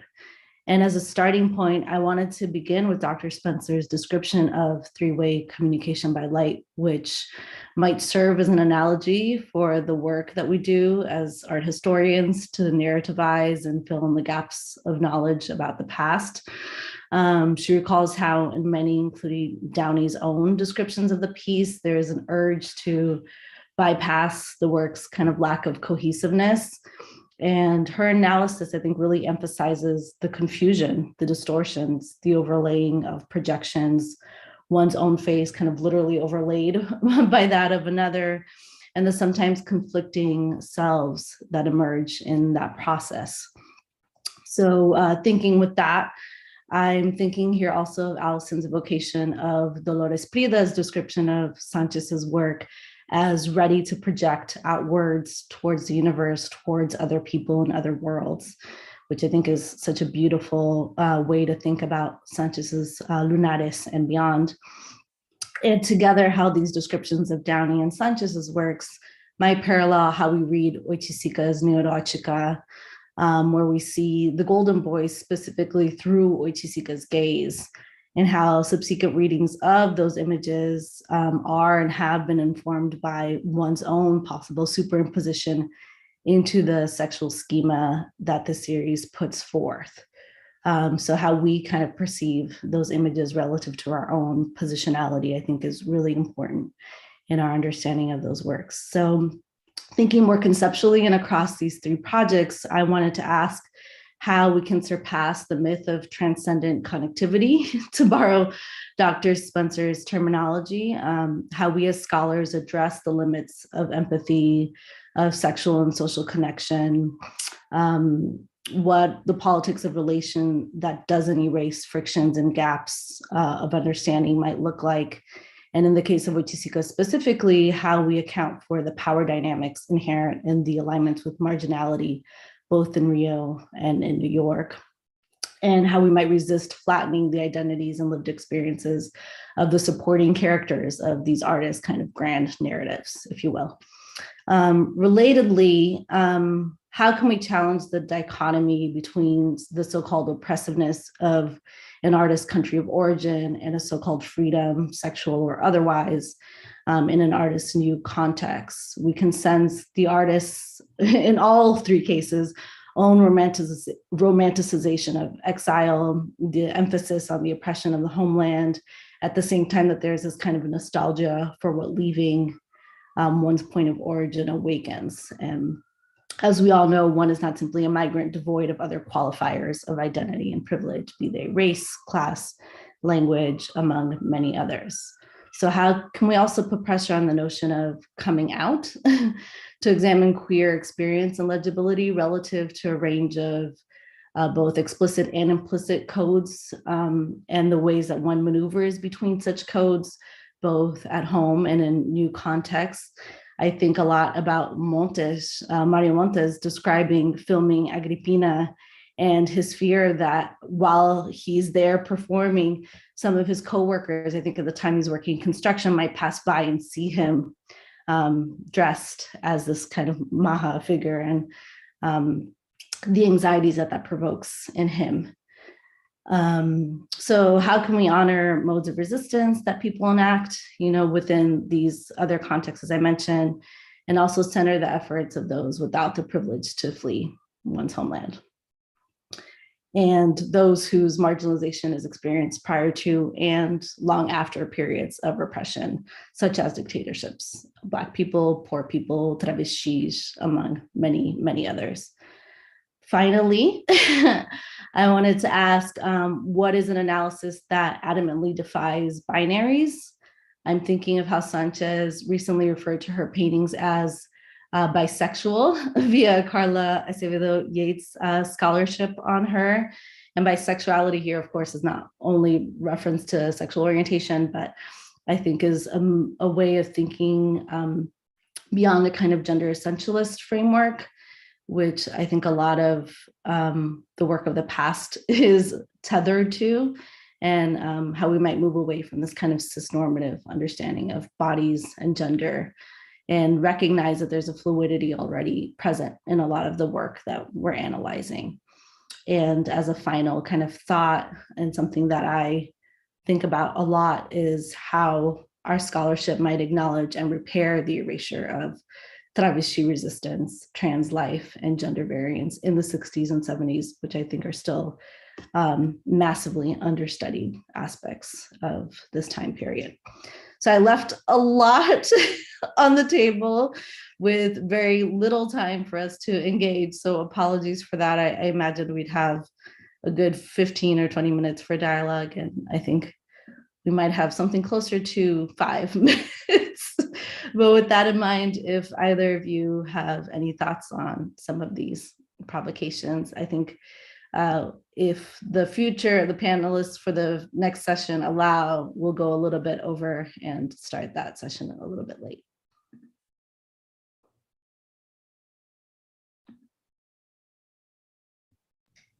Okay. Yeah, it's a lot on the table. A lot to say. I definitely, just to address, I guess, one of your questions that I wrote down here, how do we resist flattening some of these characters who are almost treated as props to a certain degree to help uphold the artistic vision and genius? And personally, in the case of Oiticica, at least, I do feel like with Neurotica, it's a little bit of a tricky line to walk, because there is almost a feeling that some of these people might enjoy their anonymity to this day. But if we can, maybe take a step back, and in my work, I try to examine the broader political context, social context that these men lived in as a way to maybe quietly interject in some of these factors that they themselves were dealing with, they themselves couldn't escape, such as, racism, obviously, as well as oppression, both from the queer community and outside of it, dealing with the fact that they had to experience being marginal to the marginal, I think, as I said before, and what does that really mean when that is your day-to-day existence? I feel to a degree with Oiticica that he himself came to New York with a very romantic idea of what it meant to be marginal or marginalized, in a very romantic vision. And then once he kind of experienced a little bit of, he had a relatively privileged upbringing in Rio, and once he was in New York and he no longer had access to some of those resources, a little bit of the taste of reality kind of changed his own perspective and maybe gave him a deeper sense of empathy, of relating to these people and not necessarily, feeling very much like an insider in these marginalized groups as opposed to an outsider, where in Brazil, at least in my view, he definitely was more of someone peering in. So I think just kind of taking a step back and looking at the political context that really existed is one way that art historians can definitely try to broaden the scope and also acknowledge, some of the deeper things that these figures were dealing with. Hopefully that answers that. Of course. Allison, any thoughts on some of the many questions I threw at you? It's a wonderful collection of questions that I'll be thinking about for a long time. I would say for Sanchez, one of the things that I'm doing as a researcher in her work is trying to bring out this sense of what her community was like in terms of their whether they related to sexual orientation, whether they put that into their work or whether they didn't. And it's quite striking to see Daniela's paper and the way that Oiticica very much engaged in this camp, in this queer culture. And with Sanchez's community, this was something that they did not wear on their sleeve. And a lot of it goes back to the sensitivity of the Cuban context and what was happening there. And I think it has been kind of under the radar as to the forces compelling them from Cuba. It was not just the aesthetic censorship, but it was also sexual persecution.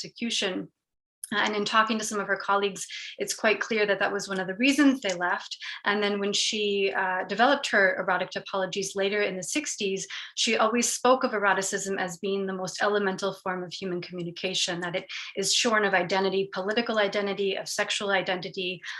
It is a tactility that exists, and it's a universal language that does not have these politicized connotations. She's never liked terms such as feminism. She does not associate with kind of queer identities. So what do we do with work like that she adamantly wants to leave open to interpretation?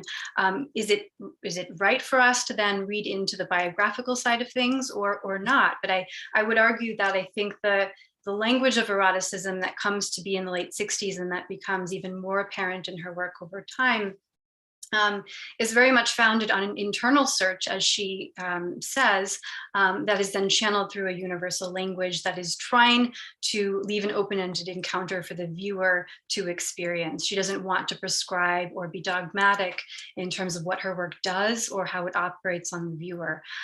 So it's a gentle balance between the sensitivity of where she's coming from as a person and her community, but also then how we read these works today with new frameworks in mind. Absolutely. Yeah, I'm Prida's writing on the work is really so striking and beautiful, and I'm really glad you brought that forth here. I'm really sad we don't actually have time for questions. I'll just say there's a comment/question from Daniel Quiles, who's presenting tomorrow, if you're able to catch his panel. So I'll just read it and then have to close, unfortunately. But if you want to say anything brief, Daniela, it's directed more towards you and possibly me just to answer. And so he asks, he's curious about how Oiticica's interest in the 60s and the marginal might have been informed by his references to queerness post-Stonewall. Are there any references to the rebellion in his notes or works? And to what extent can we see cinema marginal in Brazil as contemporaneous articulation of, if not queerness, then at least camp?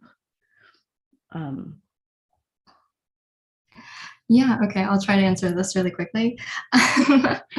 So in terms of cinema marginal, I definitely, I'm not necessarily sure how much access there was in Brazil at the time to the films that were taking place in the underground movement. I know that Oiticica saw them when he was in London in '69. And so cinema marginal definitely was influenced by Nouvelle Vague and Italian neorealism, as well as cinema novo, which is a Brazilian filmmaking, and this kind of desire to show the gritty side of life, you know. And so in terms of, sorry, forgot the front of the question, long. I think that's a great, that's probably plenty. Allison, I had another question for you, but maybe I can share it with you offline and make sure you have a chance to reflect on it.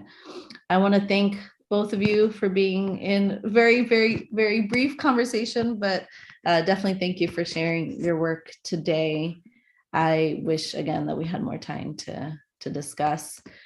Coming up, a little belated, but nonetheless right on time, is the next panel, which is called Materiality, Fertilizer, Aluminum, and the City as Medium, with discussant Florencia San Martin, and papers by Nicholas Holt, Megan Kincaid, and Delia Solomons. So thank you all for joining so far, and I hope you'll stay for the upcoming talk, as well as the keynote talk from Carmen Ramos at 5:30.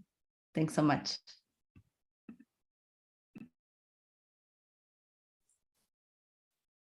Hi, everyone. Thank you all for being here. Thank you, Vivian, and all the speakers in panel 1 for the wonderful presentations. My name is Tia Jojima. I'm assistant curator at America Society and a PhD candidate in art history at the Graduate Center, and also one of the organizers of this conference. It's my pleasure to introduce you to this panel titled Materiality, Fertilizer, Aluminum, and the City as a Medium.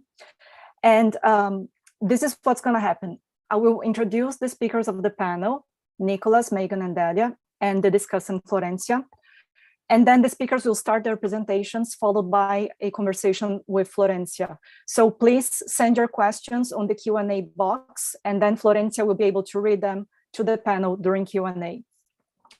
So Nicholas Holt is a first-generation university student completing his PhD at McGill University under the supervision of Christine Ross. His dissertation is a monographic study of Chilean artist Juan Downey from the vantage of an aesthetics of energy. He has an essay in the forthcoming issue of the journal After Image titled Reimagining Energy in the Informational Age, Juan Downey Electronic Sculptures. Megan Kincaid is an art historian and curator of modern and contemporary art. She has served as an adjunct instructor at New York University and is a doctoral candidate at the Institute of Fine Arts, NYU. She holds a BA in art history from Columbia University. And most recently, Kincaid curated the exhibition José Antonio Fernández-Muro, Geometry and Transfer at the Institute for Studies on Latin American Art. She also co-organized the exhibitions Colleen Smith, Hello, To Do All at Once, Fanny Sanin's New York, The Critical Decade, 1971-1981, and assisted with the curation of Charles White, A Retrospective. She has published writings at MoMA, NYU, among others. At present, she is a participant in the Mellon Consortium Study Sessions at MoMA and is working on a survey of Elaine de Kooning. Delia Solomons is an assistant professor of art history at Drexel University. She specializes in modern and contemporary art of the Americas, focusing on the intersections between exhibitions, politics, and visual culture in the 1960s. Her research has appeared in Art Bulletin, MoMA's Post, Notes on Art in a Global Context, Journal of Curatorial Studies, and The Americas Reviewed, Collecting Colonial and Modern Latin American Art in the United States. Her book, Cold War in the White Cube, U.S. Exhibitions of Latin American Art, will be published by Penn State University Press in 2023. Her most recent research is devoted to Marisol's sculpture. Finally, our discussant, Florencia San Martin, is assistant professor at Art History and Global Cultures at California State University, San Bernardino, where she teaches and writes about contemporary art and culture from the Americas, decolonial methodologies and theories on memory, race, gender, and the neoliberal present. Florencia is currently working on 3 book projects: a monograph based on her dissertation titled The Decolonial Project of Alfredo Yar, the volume titled The Routledge Companion to Decolonizing Art History, which is co-editing with Tatiana Flores and Charlene Villaseñor Black, and a volume on Chilean contemporary art and visual culture, which is co-editing with Carla Machiavelli and Paula Solimano. Originally from Santiago, Chile, in 2010, Florencia moved to New York to pursue her MFA in creative writing in Spanish at New York University, and then her PhD in art history at Rutgers University. So with no further ado, let's start with all the presentations. Take it away, Nicolas. Hello, I just want to say thanks to everyone that helped put this together. This has been really, really nice so far, and I'm super grateful to have the opportunity to share my work. So let me just get this up here. Okay. Here we go. So this is Juan Downey's Mineral Media. Starting in 1970, Chilean media artist Juan Downey, having moved to New York City earlier, began a series of ecological installations that focused on the relations between living things and their environment. One of them filled his apartment's balcony. It was titled Chilean Nitrate of Soda Potash from 1970 and consisted of a lush flower bed. The work was named after the product that helped bring it into being, a nitrate-based fertilizer produced in Downey's home country. That same year, Downey created Make Chile Rich, also, right, 1970, which is less obviously an ecological installation. It featured a burlap sack of the fertilizer on a pedestal next to what looks like a bare bones advertisement. It tells us most of the food we eat is partly the result of artificial fertilizers. These have proven to be, in the long run, harmful to animals, mankind, plants, soil, and even fatal to some species. The nitrate from Chile is a top quality natural fertilizer, widely and worldly used until the beginning of the century when it was substituted by artificial fertilizers. Below this text are 2 black and white photographs, one atop the other. The first, a decrepit, puny little plant with withered leaves alongside text that reads, fertilized with ammonia and nitrogen, which is an artificial fertilizer. The second plant with full, healthy looking leaves and a text that reads, fertilized with Chilean nitrate of soda potash. This is the sack, by the way. Those are those flowers. And so that same year, this is 1970, the American biochemist C.C. Delwich wrote in Scientific American, of all of man's recent interventions in the cycles of nature, the industrial fixation of nitrogen far exceeds all others in magnitude. The industrial fixation of nitrogen is a fancy way of saying the production of synthetic nitrate fertilizers. Other scholars, such as Julieta Gonzalez and Javier Rivero Ramos, have noted Downey turns towards this product when he does because it was able to attend to both his geopolitical concerns regarding Chile's economic health and his environmental concerns regarding the health of our planet. Today, I want to build on their insights by taking a closer look at this uniquely Chilean product and its place in Downey's practice as media. On the one hand, this positions, another slide here. On the one hand, this positions the fertilizer as part of the constitutive materiality of the artwork in the way, say, acrylic is part of the constitutive materiality of certain kinds of paintings. It is part of the integral matter that makes the work of art what it is. This isn't particularly controversial, as one would expect a museum wall label of Make Chile Rich, for example, to include the fertilizer as one of its media. But once the fertilizer is figured as part of the work's constitutive materiality, it opens onto a critical question. What is this material mediating? If media broadly understood can be thought as that which sustain and enable the transmission of meaning, then what meanings come through here? What interpretive opportunities arise when the medial potentials of this material is taken seriously? It is at this level of media and meaning where I think the uniqueness of this product, and Downey's practice more generally, comes clear into view. The fertilizer as media opens onto an intricate web of relations that tie together Downey's New York City loft to the Atacama Desert, national legacies of resource extraction, and planetary cycles of nutrient regeneration. These different locales, scales, and histories are able to be thought together on the grounds of this fertilizer. And you see what I did there? If anyone laughed at that, thank you. These are the different meanings which this presentation aims to unpack that are transmitted through its use as media. So before I delve into this web of relations, I want to signal my methodological inspiration for thinking media in the expanded sense. Over the past few years, there's been increased interest in the materiality of media within media studies.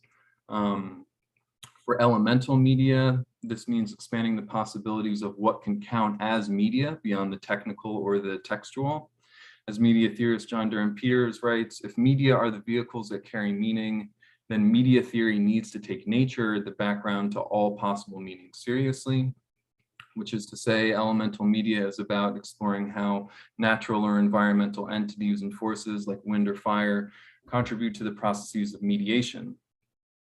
Whereas media geology, a phrase coined by media theorist José Parica, focuses more on conventional media forms like electronics and interrogates their relation to the natural. More specifically, it explores how the extraction and refinement of minerals that make our media possible, like the lithium in our laptop batteries, inform their use. Here, the environmental cost of extractive regimes and contemporary media technologies are critically tied together. There hasn't been a ton of crosstalk between the advances of recent media studies and art history, but I believe there's a lot of potential in such an encounter. Especially as contemporary art historians, we encounter some untraditional media. And it might be that our descriptive frameworks and careful attention to materiality can inform and be informed by these new iterations of media studies. I think Downey's practice is especially compelling from the vantage of media more broadly and critically understood. That is why I want to seriously entertain this Chilean nitrate fertilizer as a kind of media, a vehicle that carries meaning, and explore what meanings or histories or insights arise. And it's to that task I want to turn now. First, I want to emphasize the geologic and geographic specificity of Chilean nitrate fertilizer. The nitrates that make this fertilizer so potent are only found in Chile's Atacama Desert. American geologist Georgie Erickson, an expert on the mineralogy of the Atacama, describes it this way.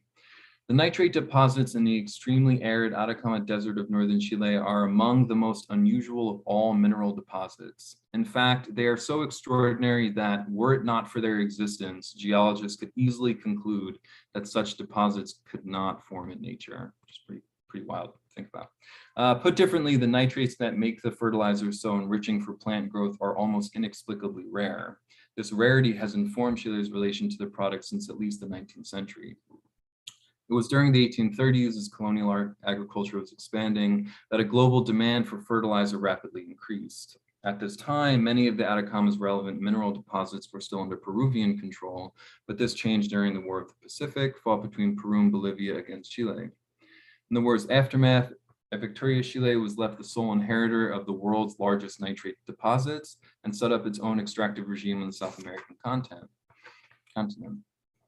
This privileged economic position was then radically disrupted during the early 20th century once the production of synthetic nitrates was made widely available and World War I got underway. That's because nitrates have both I'm sorry, my neighbors are being a little loud.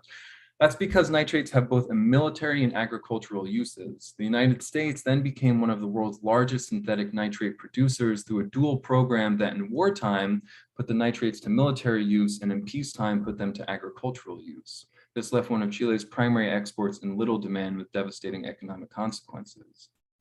So these are the kinds of geologic and geopolitical histories that are mediated through the Chilean nitrate fertilizer. And in the same way it opens onto global currents of agricultural trade, it also opens onto planetary systems of regeneration. Make Chile rich. When Downey shows us those two images, here they are, one of a struggling and withered plant and another lush, thriving one, he is demonstrating which plant has better fertilizer supplied nitrogen content. Nitrogen helps plants grow. Thus, the idea being the natural nitrate fertilizer that had largely defined Chile's economic history and well-being is better for both the plant and, by extension, the environment in which it is a part. Here, it's important to recall that quote from earlier, C.C. Delwich in Scientific American, arguing that of all of man's recent interventions in the cycles of nature, the industrial fixation of nitrogen far exceeds all others in magnitude. The cycle he is referring to is the nitrogen cycle. The nitrogen cycle is the naturally occurring mediation of nitrogen through the Earth's different atmospheric and terrestrial zones. Even though the atmosphere is made up of 78% nitrogen, in its gaseous form, it's extremely difficult for organisms to process. Nitrogen needs to be fixed, that is, fused with other elements in the creation of nitrate compounds in order to be efficiently used by plants and animals. Certain symbiotic bacteria that co-evolve with plants are able to fix nitrogen, and early agricultural communities recycled fixed nitrogen into their crops through the composting of human and animal waste, as well as the planting of certain kinds of ferns that are especially amenable to nitrogen-fixing bacteria. Now, these methods, because of their smaller scales, were hardly disruptive of the planetary nitrogen cycle, but all of that changed starting with Chile's intense extractive efforts in the Atacama during the 19th century. That disruption of the nitrogen cycle was then supercharged by the advent of synthetic nitrate fertilizer in the early 20th. Such disruptions can, in the words of Canadian geographer and scholar of energy Vaclav Smil, generate challenges that range from, quote, local health to global changes and quite literally extend from deep underground to high in the stratosphere, end quote. While Downey's critique of synthetic nitrates and Make Chile Rich sidestepped the effects of Chile's extractive relation to the Atacama, it does appropriately point out the larger harm to the environment that industrialized nitrate production causes. From geologic specificities to state economies and planetary systems, these are some of the meanings mediated by Downey's Chilean fertilizer. Oh, I missed this. I missed this slide. I had to include it. It's really it's quite funny, I think. A little lightheartedness here. That's the nitrogen cycle for you. From geologic specificities, right? So I said this. Now to be clear, I'm not suggesting that he was aware of each and all of the different avenues this product opens onto. That's kind of it's a tall order. But Downey was aware of its ability to bring national and environmental sentiments into orbit with one another and at a critical time and place. The early 1970s saw not only the growing development of ecosystem ecology, where biospheric processes and flows of energy, like those disrupted by synthetic nitrates, came clear into view. It was also a time where the United States imperial interest in Chile's mineral wealth would continue to grow. Eventually, that interest would morph into overt and covert support for the military coup of Augusto Pinochet. This would simultaneously ensure the overthrow of democratically elected President Salvador Allende and allow the extractive regimes of United States-owned mining companies to continue unabated. By championing Chilean nitrate fertilizer, Downey was suggesting a more conservationist stance towards an increasingly fragile biosphere, while at the same time asserting more economic agency for his home country. This is kind of sort of a nascent decolonial critique of extractivism that would, to be sure, grow much sharper in his later career than it is here. And he was doing all of this from his New York City apartment. Yeah, here we are. Having not returned to Chile for almost a decade by 1970, Downey's position vis-a-vis his adopted home was tense. No doubt living in the country whose interventionism was aimed at his place of birth must have surely raised the stakes for his anti-imperialist projects, of which he made several during this time. The critique leveled in Make Chile Rich, or Chilean nitrate of soda potash, has global dimensions that become especially activated from the vantage of New York City. In quite a literal way, New York City is the site of convergence of all the different locales, scales, and histories that this mineral media mediates between. But as I mentioned earlier, other scholars, Julieta Gonzalez, Javier Rivera Ramos, have already pointed out the ways in which Downey's use of Chilean fertilizer open on to interrelated ecological and geopolitical concerns at a historically critical moment. What I've hoped to contribute to their insights is a thorough counting of how that interrelation takes hold at the material level, the level of what I've been calling the sort of mineral media. By examining the specificities and historicities of this product, we can better grasp how Downey weaves together his New York City loft, the Atacama Desert, national legacies of resource extraction, imperialist maneuvering, and planetary cycles of regeneration. The complex web of relations I have tried to sketch above, entangled together on the balcony of that loft, like the roots of the flowers whose growth the fertilizer enriched. And that's all for me. Thanks so much. Well, so Sharon.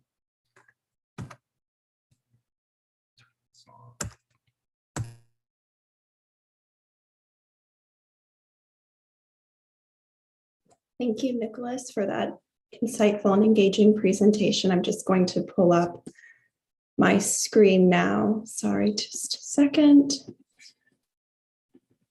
Okay, and put it in full screen. I know that time is the precious commodity today, so I just wanted to quickly but sincerely thank the organizers at the Americas Society, as well as the Institute for Studies on Latin American Art, for supporting my research and recent exhibition of Fernández-Muro, as well as the Artist Estate run by his grandson Mateo, for their tremendous generosity and encouragement. So to begin, in 1962, when José Antonio Fernández-Muro moved to New York City from Buenos Aires with his wife, painter Sara Grillo, and their two children, the Spanish-born abstractionist discovered an artistic wellspring that he would simultaneously relish and resist. In his adopted city of 8 years, he developed a style of transfer assemblage featuring the devices of civic infrastructure, manhole covers and sewer grates impressed into sheets of aluminum foil. Though Fernández-Muro would later recollect this as the happy 60s, a period of unprecedented institutional support of Latin American art in the United States, this epic remains tangled and complex. Celebrated as indications of his ready acceptance of trajectories in North American art, the New York work structure and content actually reveal his continuation of methods and ideas born in the context of the Buenos Aires avant-garde, in addition to a critique of trends in American art and politics. Amid these seeming shrines to the metropolis are documentations of difference. Incursions of the Spanish language, typically in cursive and gestural script, bleed into otherwise hermetic compositions. Moments of political commentary breach his steady address of formalism. In this light, his meditations on the support structures of the city, those things unnoticed but essential to movement, commerce, and sanitation, tender a subtle message about identity and sociocultural positionality as an immigrant in a new cultural matrix. Placing his output alongside the extraordinary breadth of projects spanning diverse media featured in this panel, and This Must Be the Place, helps clarify this artist's transgression of media. Though his New York work has been consistently described as painting, I would like to consider the reasons for which this body of work and that of his Latin American peers was delimited to this category. While painting and conceptual art were largely theorized in isolation, his connection to the emerging avant-garde in Buenos Aires as a teacher and supporter of advanced art argues for a bridged analysis of his work alongside coterminous landmarks in conceptual and performance art. A year after relocating to New York City, the artist expanded his previous studies with the transfer technique. In Buenos Aires, He overlaid hard-edged geometric compositions with dotted patterns created by industrial stencils in works such as Cuadrados and Espriu on the screen, unlocking novel ways of inducing optical instability by variously layering the stencils to achieve relative density and lightness. These endeavors continued his subversion of geometric rigidity. His earliest abstractions offered schematic compositions made dynamic by the friction between order and dissonance, as seen in the slightly slanted lines that disrupt perfect parallels in verticalis. On moving to New York in '62, it appears he transported stencils from Buenos Aires to the United States, a stack appearing in this New York studio photograph, as you can see. His intent to continue the transfer technique bore unexpected fruit as he progressed from portable stencils to a post-studio practice, which drew him onto the streets, where he would impress rolls of aluminum foil on raised surfaces to capture patterns and images. Photographs by the Bonino Gallery photographer Liesl Steiner demonstrate the intensive procedures that took place once in the studio. Here, Fernández-Muro would smooth out the sheets, flip them over, and apply adhesives to the back to glue them to a durable board or canvas. The artist would then piece together multiple sheets to reconstruct the overall image. Using store-bought rolls of aluminum, he often needed multiple pieces of foil to sheath the entirety of a manhole cover or grate. In Rojo, leaden gate, overlapping stamps of a uniform pattern reveal he might have pressed a stencil brought from Buenos Aires against the sheet to fashion the dotted perimeter that surrounds the sewer cover. In other instances, he collaged transfers of votive figurines, hands, and coins together. His wide array of found object impressions constellate an eclectic material universe of metal objects. Painting, as it were, was a final gloss, a way to unite the disparate multimedia elements that comprised his artworks. Despite the tenuous categorization of his comprehensive process as painting, reports on his work invariably dubbed them as such, as in a widely republished text by Thomas Messer, then director of the Guggenheim Museum. First published in Art International, the essay eventually calcified into Art Historical Credo, as it was reprinted for numerous exhibition catalogs in New York and beyond. In the essay, Messer christened Fernández-Muro's technical control as, quote, the artist's refusal to loosen his wrist. His primary gesture, though, was to situate Fernández-Muro along the canonical lineage and diffusion of French painting. Identifying the Buenos Aires stencil transfers as, quote, neo-impressionist dots, Messer argued that in Seurat, one could find his ultimate artistic origins. This all unfurls larger questions about the discursive assessment of art from Latin America during the period. Via Messer's unflagging definition of Fernández-Muro's rich materiality as painting, I began to observe the widespread insistence on what was by the 1960s considered a conservative medium to describe artworks that were branching out into altogether new terrain. For starters, the groundbreaking survey Magnet New York, a selection of paintings by Latin American artists living in New York, organized by the Inter-American Foundation for the Arts, first on view at Galleria Bonino in 1964, labeled all the artists in the show as painters. The catalog and checklist illumine that most of the work included in the show brushed up against, if not explicitly obliterated, the conventions of painting. This was also true of the emergent decade, Latin American painters and painting in the 1960s, Messer's 1965 show of Latin American modernism at the Guggenheim. In addition to Fernández-Muro, whose less politically charged aluminum transfers titled Elemental Forms and Add and Multiply were selected from Magnet, there were the multimedia collages of Kenneth Kemble and Luis Felipe Noe, artists whose theoretical texts and artistic actions notably nod at the sacred medium of painting. Noe, who lived in New York intermittently during the 1960s, spent his time in the city in maximal pursuit of ambitious and largely unsellable assemblage. Even the work included in Magnet, titled Etapas de la Memoria, now extant, exceeded painting and was over life size, as this studio photograph discloses.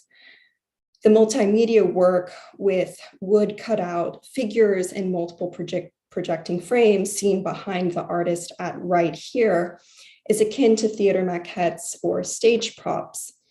It bears reminding that the art community in New York already embraced multimedia practices, even developing various names for such pursuits: combine, assemblage, happening, installation, and hosting seminal exhibitions like New Media, New Forms at the Martha Jackson Gallery in 1960 and The Art of Assemblage at MoMA in 1961.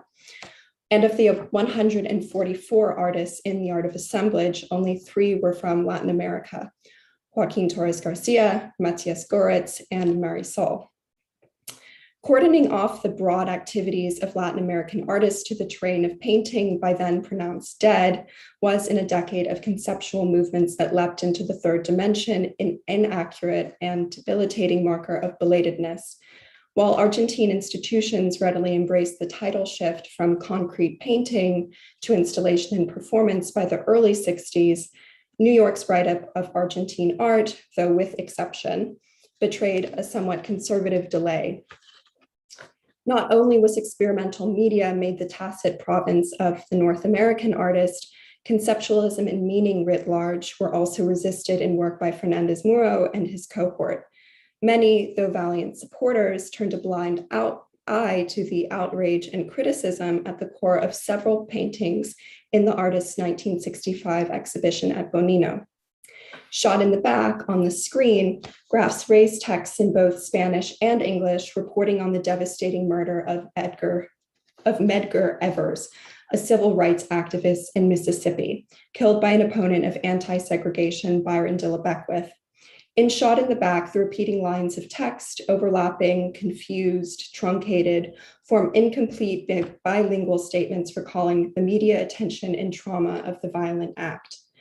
In this vein, John Cannaday, a constant correspondent on Latin American art, writing for the New York Times, renounced the pop sensibility in Fernández-Muro's embossed sidewalk impressions with one hand, while discounting, quote, deeper meaning with the other.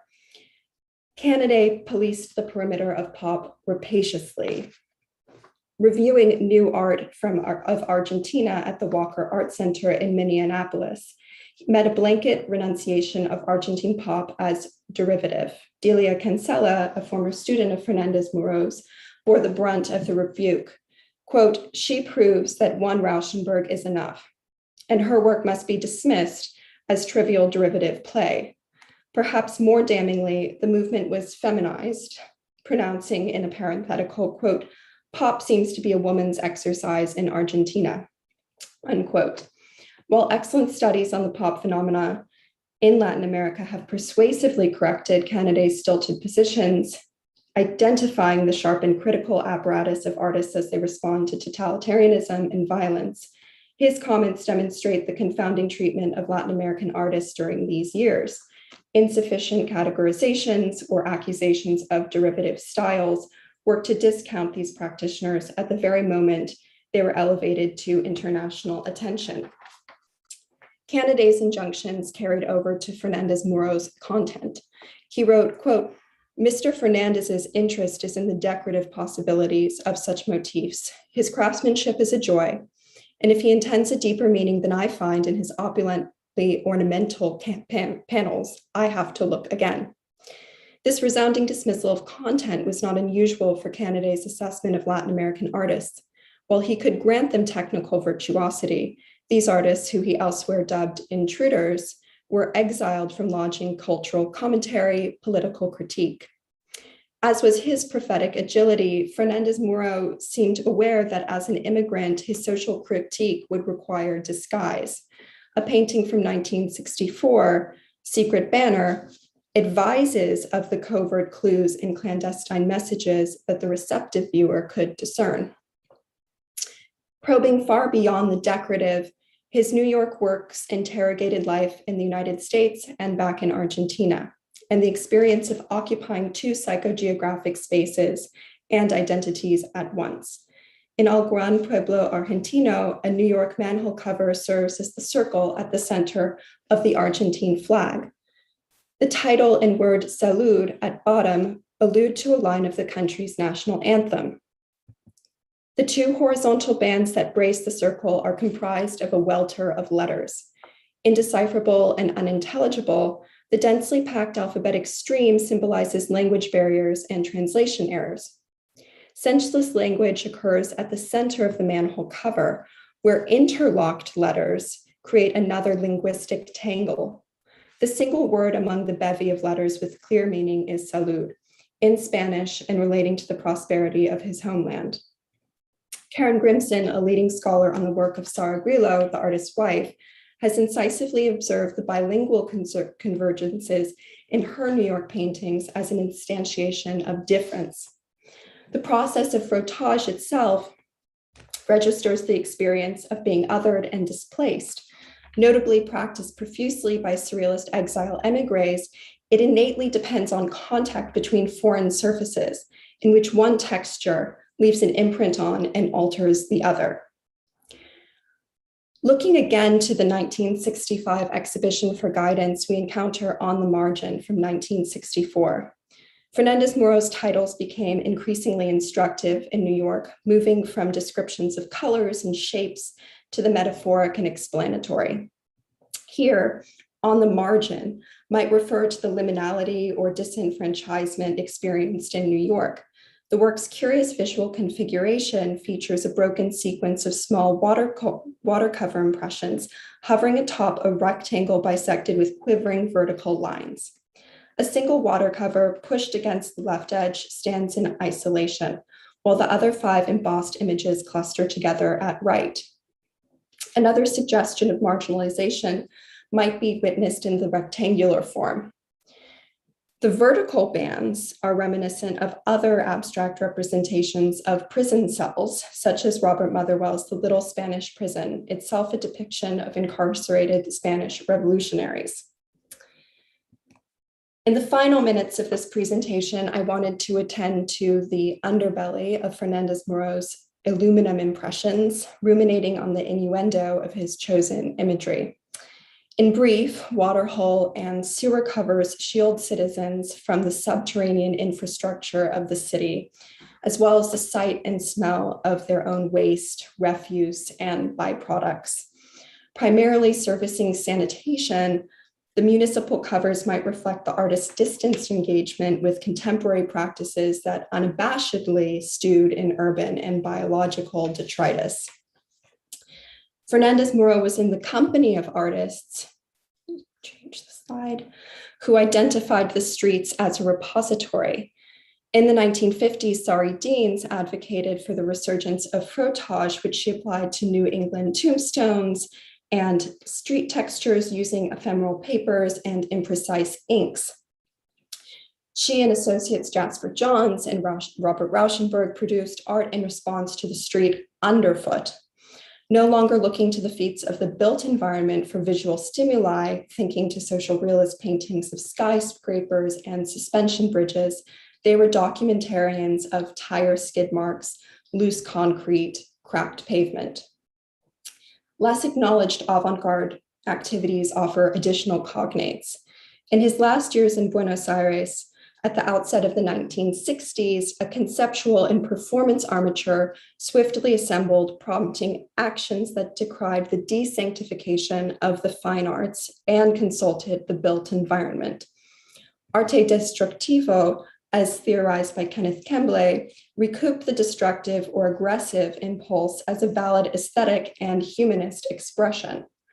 In the 1961 exhibition at Galleria Lirole, this ideology primarily manifested through the destruction of bourgeois interiors and devices, such as the psychosexual slit in the seat of an armchair, which caused the cushion's stuffing to forcefully protrude in a yonic formation, as if miming and enlarging the genitalia in direct contact with its previously intact surface, or the wagon wheels propped up against a wall with one strategically broken to render the pair functionless, impotent.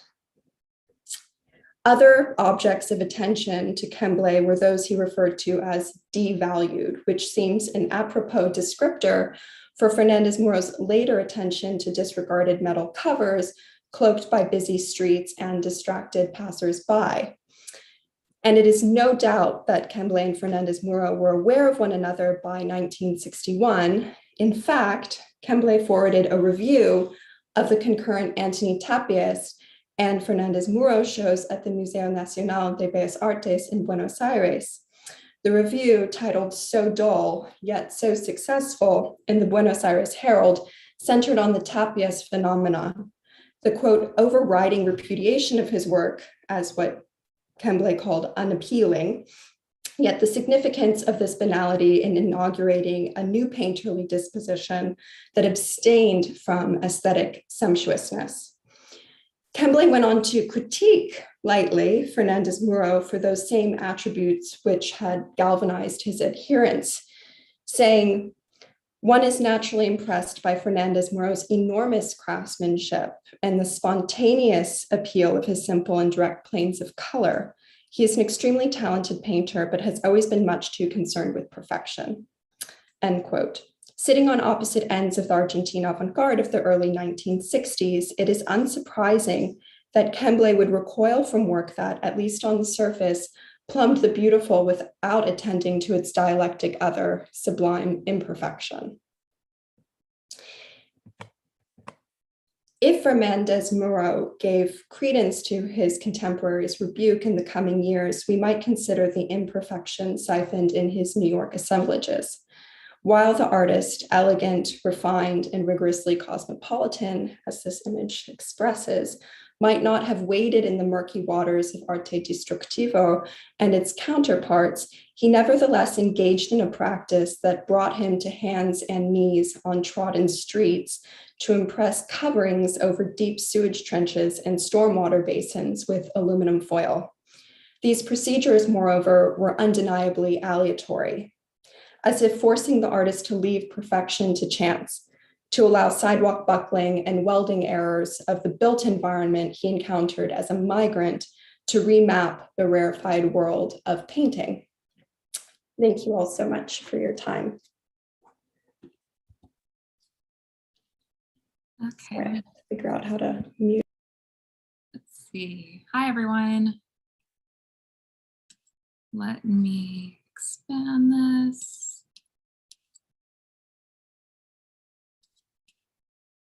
Okay. Someone will let me know if there's a tech issue. Hello. I just wanted to briefly thank IMA, Chi, Blanca, Sophia, everyone at the America Society and ISLAA for organizing this really fantastic couple of days of panels and for including me. My paper is titled "A Trojan Horse in the Stable Gallery." Marisol created the Generals in 1962 in New York, where she had settled about a decade earlier. The 7-foot-tall assemblage depicts Simon Bolivar and George Washington, two iconic patriarchs of South and North American independence, as awkward companions seated together on a single wooden horse that has gold teeth and wheeled hooves. It also has a sound component, making it not the first, but a really early sculpture to incorporate pre-recorded sound. It's this jaunty military march that bellows from the horse's barrel body as if to rally these generals to charge into battle, when at best they can just accomplish this like creaky, unwieldy drift on the casters. This was a major piece early in her career, cited in Life magazine, and her first work acquired by a museum. But it's received little attention due in part to conservation issues, in part because the historic male iconography really differs from the contemporary depictions of women for which Marisol has become best known. So the sculpture has really been sidelined in the historiography. The work debuted in her breakout solo show at New York's Stable Gallery. In keeping with her sharp sense of humor, she perhaps selected the horse iconography as a winking nod to her entry into Eleanor Ward's stable of artists, within a space named for its original function, housing horses for the elite to ride in Central Park. Emile de Antonio recalled that the Stable Gallery sometimes smelled like horse piss on damp days, perhaps augmenting the Generals with another sensory illusion alongside its visual, auditory, and potentially kinetic components. The sculpture went on to appear in MoMA's Americans 1963, where Marisol and her Inter-American riders stood to petition an expanded definition of the show's titular term. Marisol's US residence and Venezuelan parentage are invariably cited in even the briefest discussions of her work. Yet the Generals, her only artwork to iconographically grapple, with her two geographic identifiers has garnered little analysis. In the 60s, she was the only artist consistently featured in US exhibitions of American and Latin American art. Marisol reflected upon the absurdity of such categories in her journal while traveling in the late 1950s. She said, quote, "I am the Venezuelan living in Italy that has an English car with North American plates and Swiss insurance, and they want to ask me what nationality I am," end quote. And that's a great quote that Deborah Cullen found and published in the Marisol retrospective that was organized a few years ago. So the general cites multiple well-worn signifiers of patriotic masculinity, many of which she would have encountered across New York City's landscape. She would have known Union Square's George Washington, near downtown haunts like the Cedar Tavern and a lumberyard where she purchased supplies. There was also Central Park's Bolivar Monument, only 1 block from the Stable Gallery, which represented Marisol beginning in 1960 and where the generals debuted.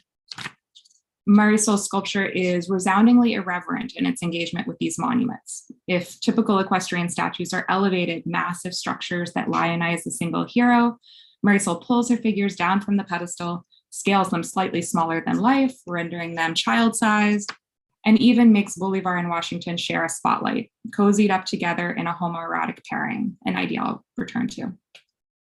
She shifted the materiality away from classical bronze, one of her primary mediums in the 1950s, so it's not like she didn't know how to handle the material, and instead cobbled together ramshackle wooden parts, plaster casts, and items scavenged from New York City streets and thrift shops. In contrast to traditional monument site-specific permanence, the sculpture is emphatically portable, movable from museum to museum, and even donning little wheels on casters for potential play.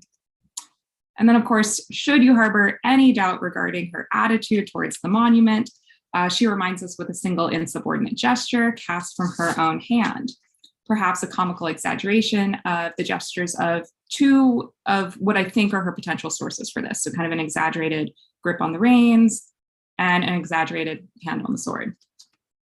If other riders raise their arms or swords to declare lofty ideals or outright war, Marisol declares pert insolence. With this sculpture, she participated in an interdisciplinary New York conversation with several friends about strident mid-century nationalism. More specifically, each field's cliche or hackneyed art form used to indoctrinate nationalism in children. Each artist used George Washington to kind of anchor their references and their critiques. Larry Rivers mocked history painting. Playwright Kenneth Koch skewered the school pageant with sets by Alex Katz. Poet Frank O'Hara mimicked the national anthem. And as the sculptor of the group, Marisol's noisy, toy-like contraption made fun of the equestrian monument. And so if her cohort is studying a US context, Marisol ventures a message about US-Latin American relations by saddling up these two emblems together. Marisol exhibited this sculpture in 2 major New York venues at a particularly fraught moment in domestic and inter-American politics. And I'm starting with the domestic side. The Lavender Scare's systemic persecution of queer individuals and imagery reached a crescendo in the early 1960s. New York shut down gay bars and hangouts in preparation for the World's Fair, and Marisol's friends like Allen Ginsberg and Harold Stevenson saw their works banned amid charges of obscenity.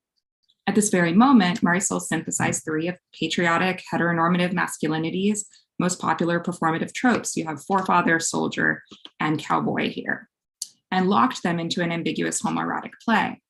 Washington sits suggestively close to Bolivar, his hands gently touch or anchor his companion's hips. If Washington is making advances, Bolivar offers 2 possible reactions. He perhaps rebuffs his companion's overtures, giving him the middle finger, or he may reciprocate Washington's advances. Sorry, one sec. Okay. Or he may reciprocate Washington's advances. His 3/4 portrait revealing a cheeky smirk and that raised middle finger insinuating a displaced erection and chastising audiences for our intrusion into their private moment. Ornate military vestments, complete with tight pants and leather boots, even conjure queer-coded dress of the early 1960s. Most of Marisol's imagery devoted to homoeroticism and non-binary eroticism appear to promote queer enfranchisement through representational inclusivity. However, the Generals performs a quite distinct operation. The sculpture brews suspicion and weaponizes charges of homosexuality. She appropriated the McCarthyites' homophobic tactics so that she could target the very subjects that those conservative ideologues traditionally valued. She sparked whispers about Washington and Bolivar not to actually out those men, but rather to ridicule conservative discourses about bellicose masculinity embedded in cowboys, monuments, and military men. She thus harnessed suspicion, a key tool of the Lavender Scare, in a perhaps well-intentioned but problematic defense of queer communities. And she also winkingly aligns art historical interpretation with McCarthyite snooping, when she compels us to look for clues and hunt for answers. So the Generals addresses not only sexual politics in the US, but also inter-American relations, clearly. The two writers function as regional personifications, Washington for the US and Bolivar for Venezuela specifically, and Latin America more broadly. She developed the sculpture in 1961 to 62, a period of escalating hemispheric frictions when US Cold Warriors feared that Cuba might be patient zero for a continental communist epidemic. In 1961, the Bay of Pigs broadcast the United States' continued violation of Latin American nations' sovereignty. And months later, the Cuban Missile Crisis brought the world to the brink of nuclear war. The seismic shift in hemispheric relations forced US policymakers and the public to, in journalist John Gunther's words, dispel, quote, the delusion that has persisted in the US, that if only because of reasons of geography, Latin America in general will always be on our side, end quote. At first glance, the Generals parrots this old presumption that proximity guaranteed alliance. These regional embodiments are saddled up together on the same steed, rallied by a buoyant military song to charge into the Cold War battlefield as one hybridized continental centaur. However, viewers would want to scrutinize what form of inter-American relationship Marisol depicts because it's just way too ambiguous and with very, hot button issues. Is Bolivar driving the hemisphere into communist control as that control that so many US politicians feared? Or is Bolivar protectively standing by his man Washington and giving the finger to the unseen Soviet enemy in the distance?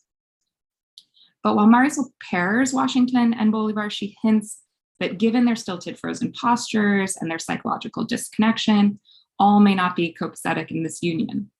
The sculpture is a site of myriad potential encounters, all with resonant parallels in US-Latin American relations. There's reciprocal flirtation or unwelcome encroachment, consensual sex or bodily political violation. Washington's very possible sexual tactics parallel maneuvers adopted by the US government in attempts to acquire Latin American allegiance.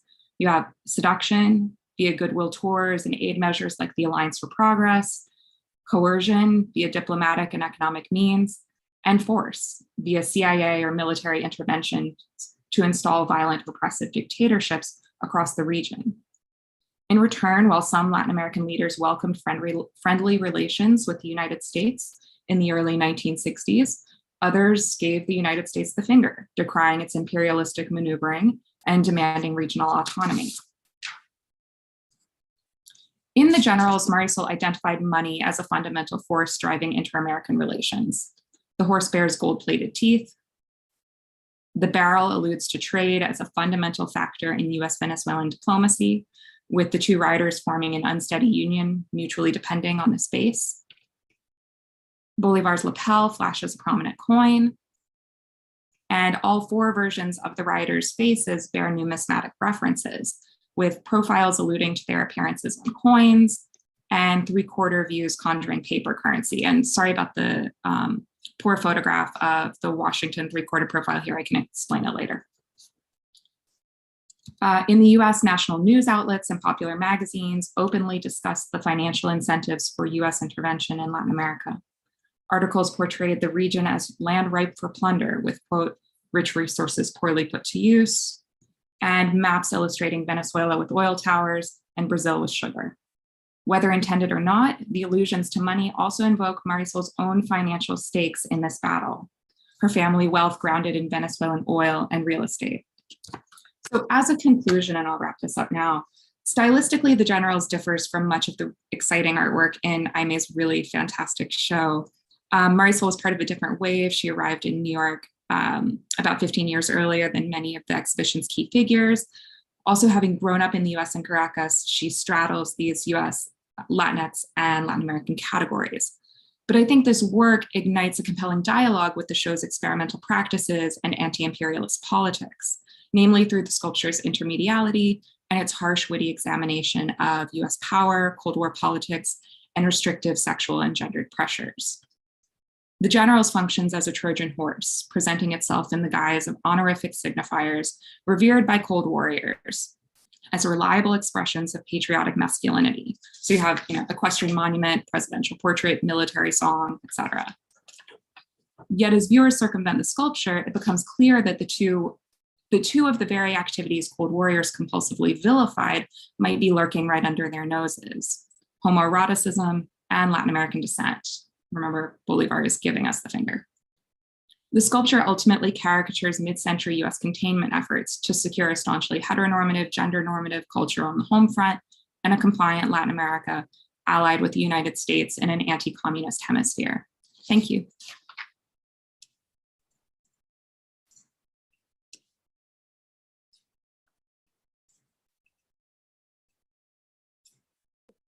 Okay. Hello, everyone. Thank you for that wonderful presentations. And also thank you, Aimee, T, Sofia, and Blanca for organizing this conference. Of course, in the great exhibition, This Must Be the Place, Latin American Artists in New York from 1965 to 1975. So many things here.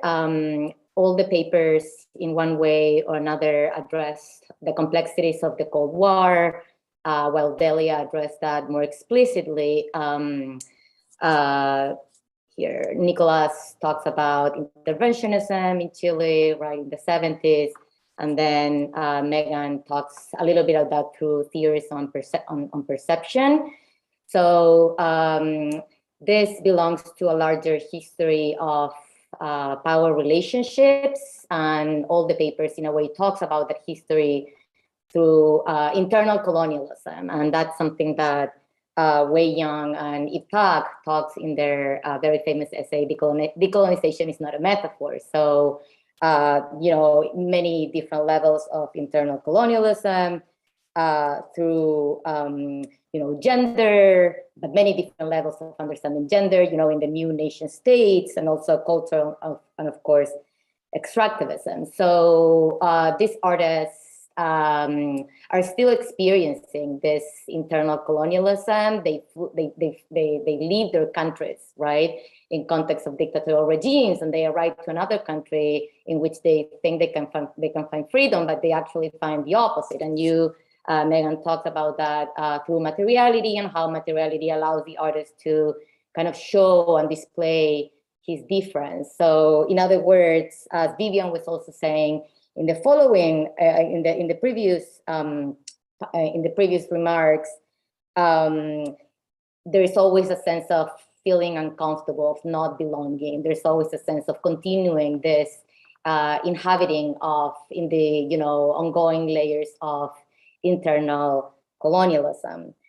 So in a more specific note, Nicolas, I think that you do a very refreshing work with the work of Juan Downey, and what you are doing in involving media studies in our history is super remarkable, specifically in this early work of Juan Downey, and how can we think about that through an early decolonial approach. And I was wondering, because all the papers, they are all connected to the city in one way or another.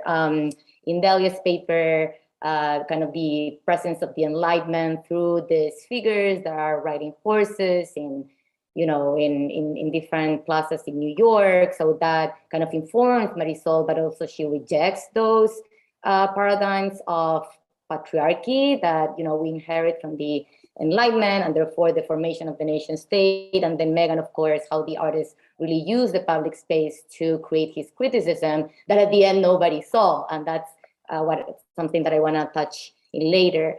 And I was wondering, Nicolas, because if Juan Downey was aware of the famous words that Nixon said in the 70s, make the economy scream, in relationship to the second work that you presented, because that really circulated in the press at the time. And he told his Secretary of State, Henry Kissinger, make the economy scream, meaning you have to destabilize the Chilean economy. So in your paper, you kind of draw a larger history of colonialism also in the Chilean state with the War of the Pacifico and that, appropriation of the territory, which is the desert today. So it's critical to that, right? But on the other hand, it's also kind of celebratory of, the Chilean healthy economic of the time. But to what extent Downey was aware of what was happening in less formal, press at the time, because journalists such as Jack Anderson, for instance, were publishing in kind of independent media what was going on in secret, but in reality, it was a secret that everybody knew at the time. And of course, it took, decades for us as, scholars to go back to those archives. But in reality, those things were really part of the public domain, and that's why, for instance, Neruda was assassinated. Like, he knew, he wrote his final collection of poems criticizing, the way in which the United States was making the economy scream, and through New York. And you say New York is really the place in which everything happens. And Rockefeller lived in New York, and then Rockefeller is the one that, the owner of Anaconda, also an extractivist enterprise. So that's my question to you. And then Megan, super interesting paper. I was wondering if maybe, because the only way to exist, it seems, the only way to exhibit, it seems, was by kind of hiding, right, what the artwork was actually showing. So it's super interesting because it was there, but then the audience, critics, they didn't see. So if that kind of colonial perception of not seeing, so if you are thinking in the perception of not seeing as a way of denying the contemporaneity of that's happening, right, in that kind of blending of media that is happening in the work of Fernández-Muro. So it's super interesting because he is showing and it is there, but they are not seeing, right? So in a way, he has to censor himself, right, through words, but the work is still there. So if that kind of colonial gaze is also connected to a colonial temporality that always locates the other in that kind of point of enunciation in which the other can simply not be part of the dialectic, of the debate in the public space, because the other, Latin American artists, in other words, they are painters, traditional painters, and therefore they can enter the museum. But if they are not traditional painters, then they cannot enter the museum, but they still enter the museum.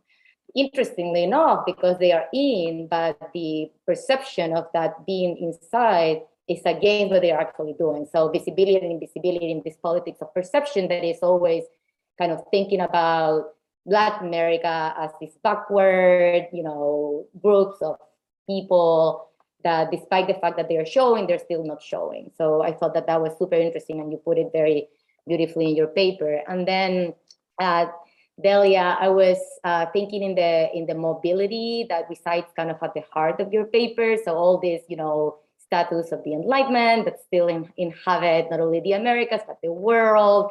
And they are, of course, very fixed. They live in these parks, and then Marisol's actually can be transported, right? And also, so not only the materiality is against that kind of static representation of heroes, but also the way in which you are inviting us to think about the mobility of iconography itself. So the very figure of Bolivar, right? That who kind of lifted the finger both to Washington at the very beginning of your paper, and then at the end, he seems to be doing the same to the audience. So your own paper kind of lead us through a kind of narrative in which things can be mobile, right? In the very space of the text itself. And I thought that was very, very interesting. So the very figure, right, this emblematic figure of Bolivar is both celebrating US Latin American relationships, of course, in the context of the Cold War, but it's also against, and, against through, the spectrum communism, but that idea is always mobile, right? In the very kind of figure, in the representation of the hero of Bolivar, that is of course, a hero of Creole identity and not of kind of any, the multiple identities in the new nation states, right, across the Americas. So I thought that was super interesting. And then all the papers, of course, are touching, the ways in which these artists operated in the context of advanced capitalism.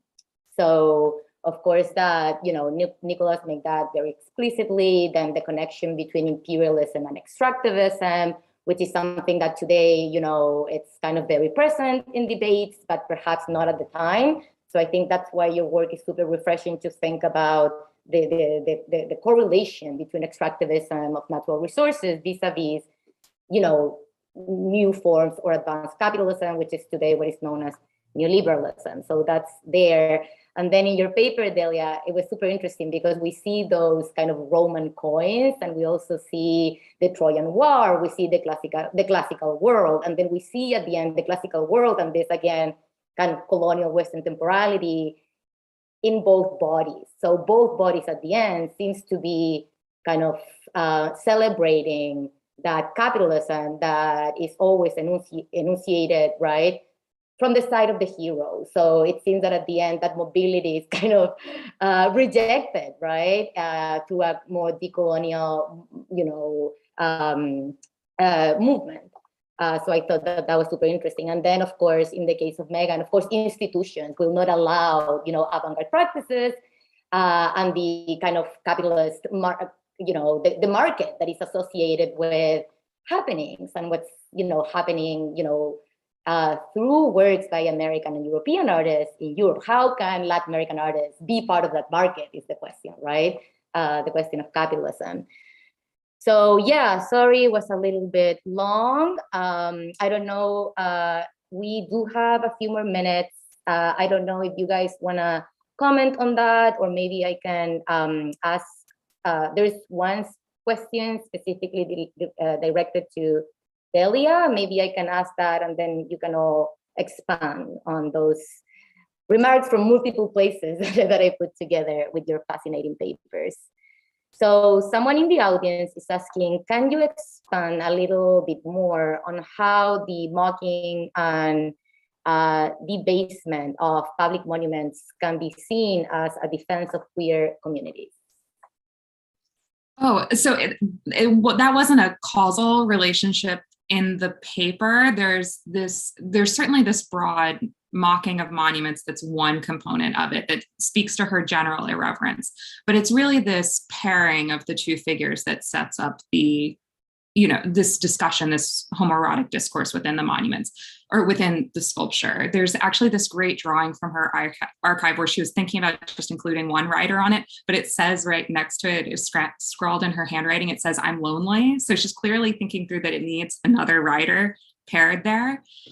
So yeah, they're not entirely connected. I hope I responded to that. And then Florencia, just to build off of I had actually deleted this one sentence that talks about the mutability of Bolivar as icon, that you really, you're right, I was there in the subtext that, and if anyone's interested in that body of material, Ana Maria Reyes and Maureen Shanahan have a great compendium on the flexibility of Bolivar iconography. But yeah, he was ideal for this kind of ambiguous discourse that Marisol was generating because he was mobilized by different political factions. The same year, John F. Kennedy would cite him to propose one form of Pan-Americanism, and Castro would cite him to propose a very different form of Pan-Americanism that totally excluded the United States.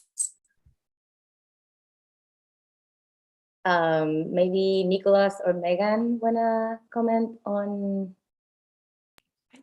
I just think, to jump off of Delia's point, this idea of a historical figure having some semblance of fugitivity, this ability to sort of cipher multiple meanings at once, right, kind of ties back to what I've now been thinking about in terms of Fernández-Muro's materiality based on your comments and the other panel discussions, which is that the material of aluminum has that sort of similar fugitive quality. It can both be used to reflect something, but it does it through a distortion.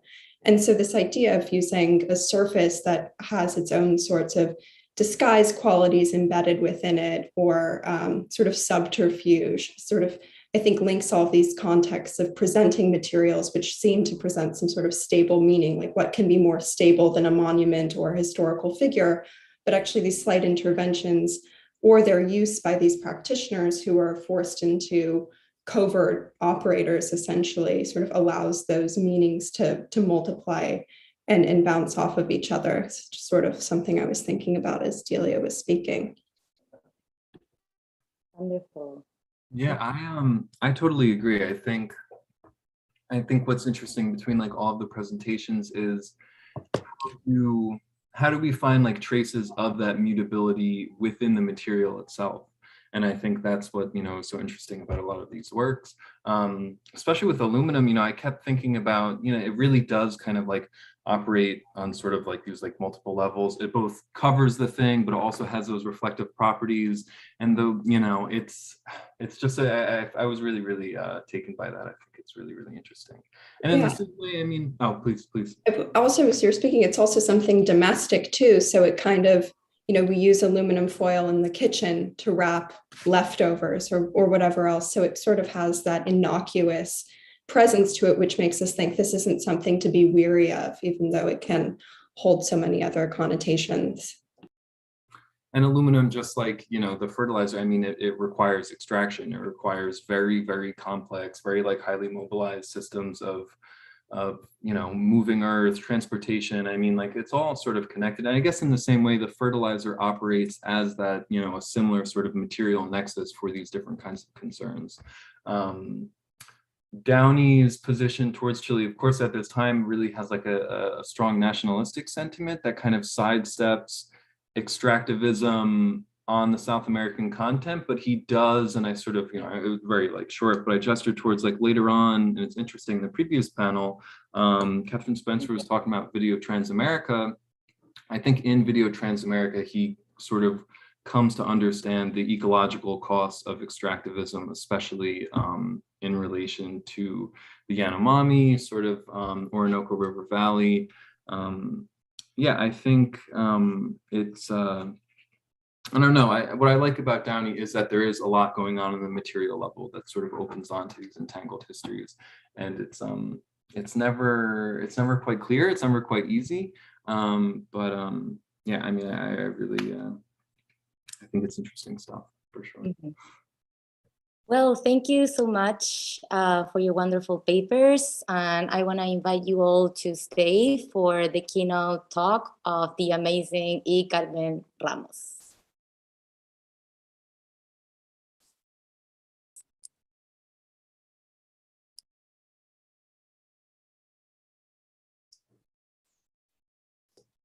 Hello, everybody. Thank you so much to all the participants so far in this amazing first day of the conference. It's been so stimulating to hear you talk, and I wanted to comment so many things. I wish we were in person and we could go to a little corner and keep talking about this for hours, but now it's time for a very special moment and a true honor to me to introduce you to Carmen Ramos. She has been a true inspiration for many of us in the field. That's my personal note, and now I'm going to read her bio. She has been the Chief Curatorial and Conservation Officer at the National Gallery of Art in Washington, D.C. since 2021. There she leads the curatorial and conservation teams as they serve the nation and beyond through collections development, groundbreaking scholarship, art conservation, and scientific research. Ramos previously served as the acting chief curator and curator of Latinx art at the Smithsonian American Art Museum, SAM, where she built one of the largest collections of Latinx art at a museum of US art. She organized exhibitions including Printing the Revolution, The Rise and Impact of Chicano Graphics, 1965 to now, 2020, Our America, the Latino Presence in American Art in 2013, and Down These Mean Streets, Community and Place in Urban Photography in 2017. The later two, which receive awards of excellence from the Association of Art Museum Curators. So with that, it'll be a pleasure to hear you.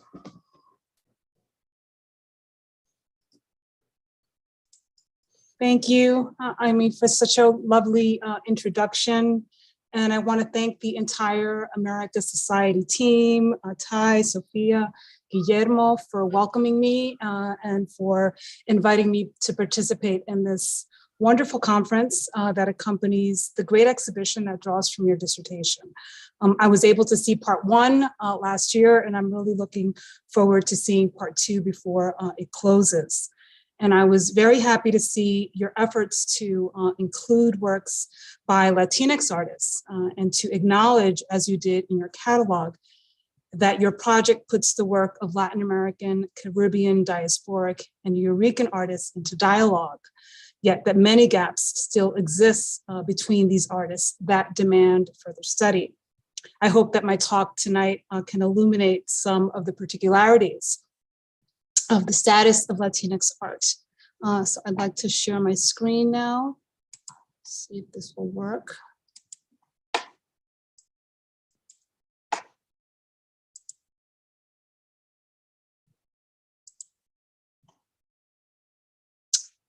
Can everyone see that okay? Okay. It's not full screen. Not full screen? Okay, let me. That should do it. Is it good now? Yes. Okay, great, wonderful. So before I start, I want to dedicate my talk to Carmen Herrera and Hiram Maristani, two important Latinx artists we recently lost. It's been an honor to champion their careers, and I'm so grateful for their important work that has deeply enriched our lives. Their loss is bittersweet, and for a while, they finally became more widely acknowledged. They were both largely ignored by the fields of American art until close to the end of their lives. May their memories and powerful work teach us to name, center, and study Latinx art as an important and worthy field in its own right.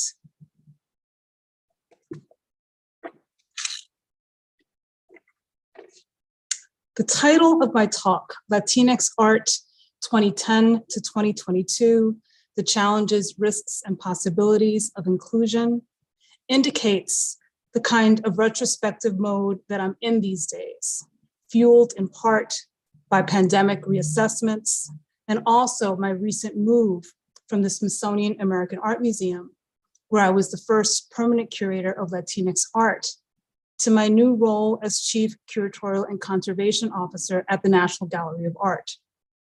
The 12 years encapsulated in this period were for me and for the field of Latinx art transformational, as evidenced by my own work, the many contributions of the two iterations of Pacific Standard Time, and shifts at other institutions like the Whitney Museum of American Art, who organized exhibitions and hired a curator with an interest in the field.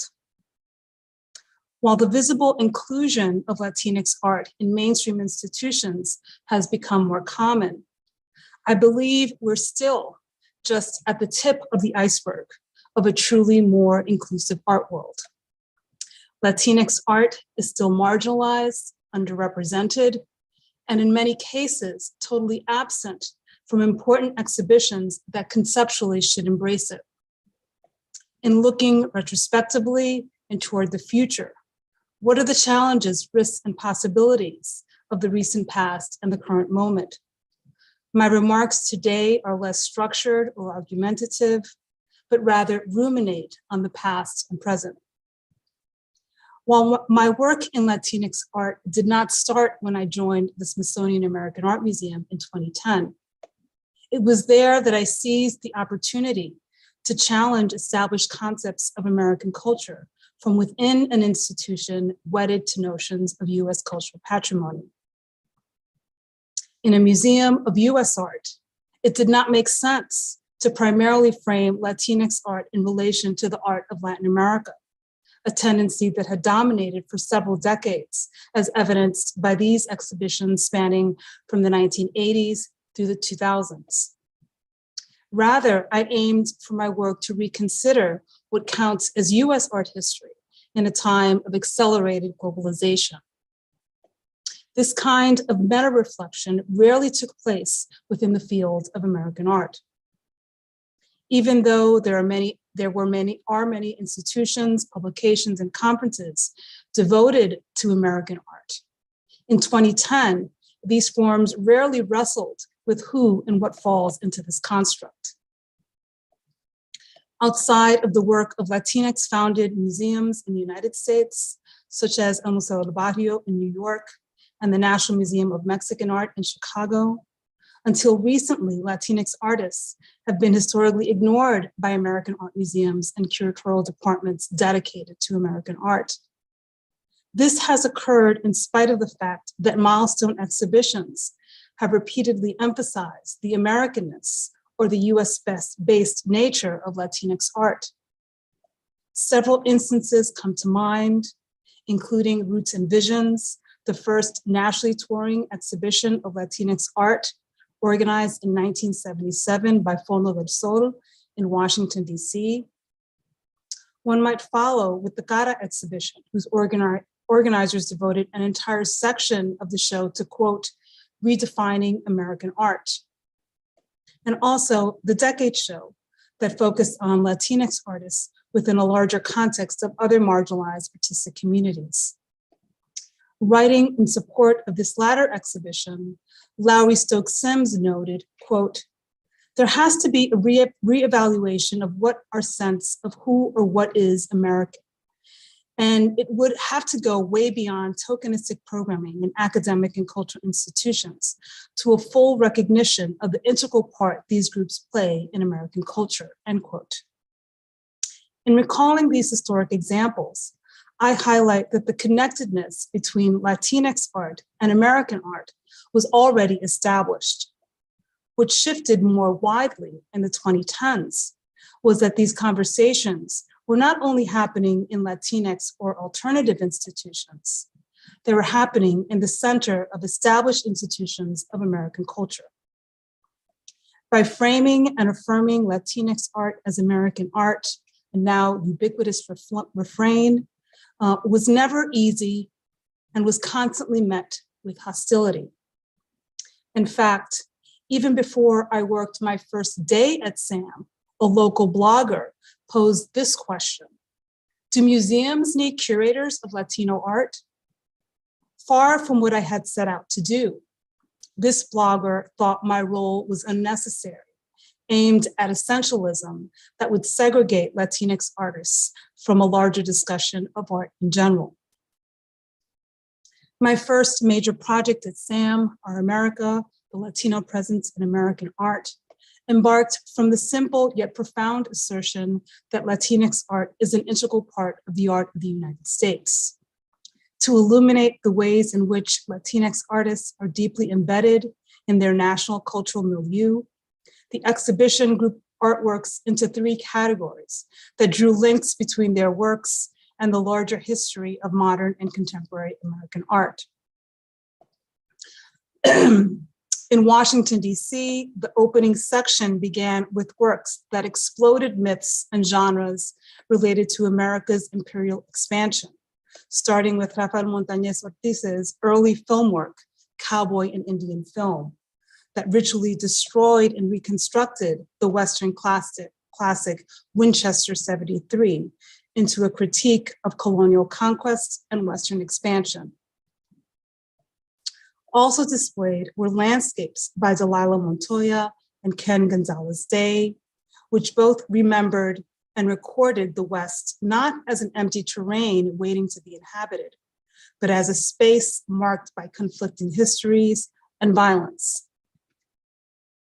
Whereas Juan Sanchez employed collage to render and memorialize activist Pedro Albizu Campos, a historical figure who never abandoned his quest for an independent Puerto Rico. These were not watered down images of assimilation, but interventions that contest singular views of American history. Even as I was very familiar with the long history of contentious reviews of Latinx art exhibitions and expected at least mixed assessments of the show, I was less prepared for the emotional intensity of Philip Kennicott's review for the Washington Post, which is now a memorable moment in the history of Latinx art. I was not surprised by the reasons he disliked the exhibition, which reverberated with the worn out cliches of the past. For Kennicott, Latinx artists were derivative, culturally and racially specific exhibitions out of date, and the category of Latinx itself meaningless. What was more striking was how Kennicott and other early reviewers of Our America veered so far from the premise of the exhibition that Latinx art, while excluded from most narratives of American art, is undeniably part of the history of the art of the United States. With the exception of reviewers in Miami, where the exhibition traveled to its second venue, few writers engaged the title of the exhibition, which did not cite Latinx art, but which put forth the national category of American art. My reactions were not alone. The article drew an immediate spirited thread on Facebook, which spurred several other responses.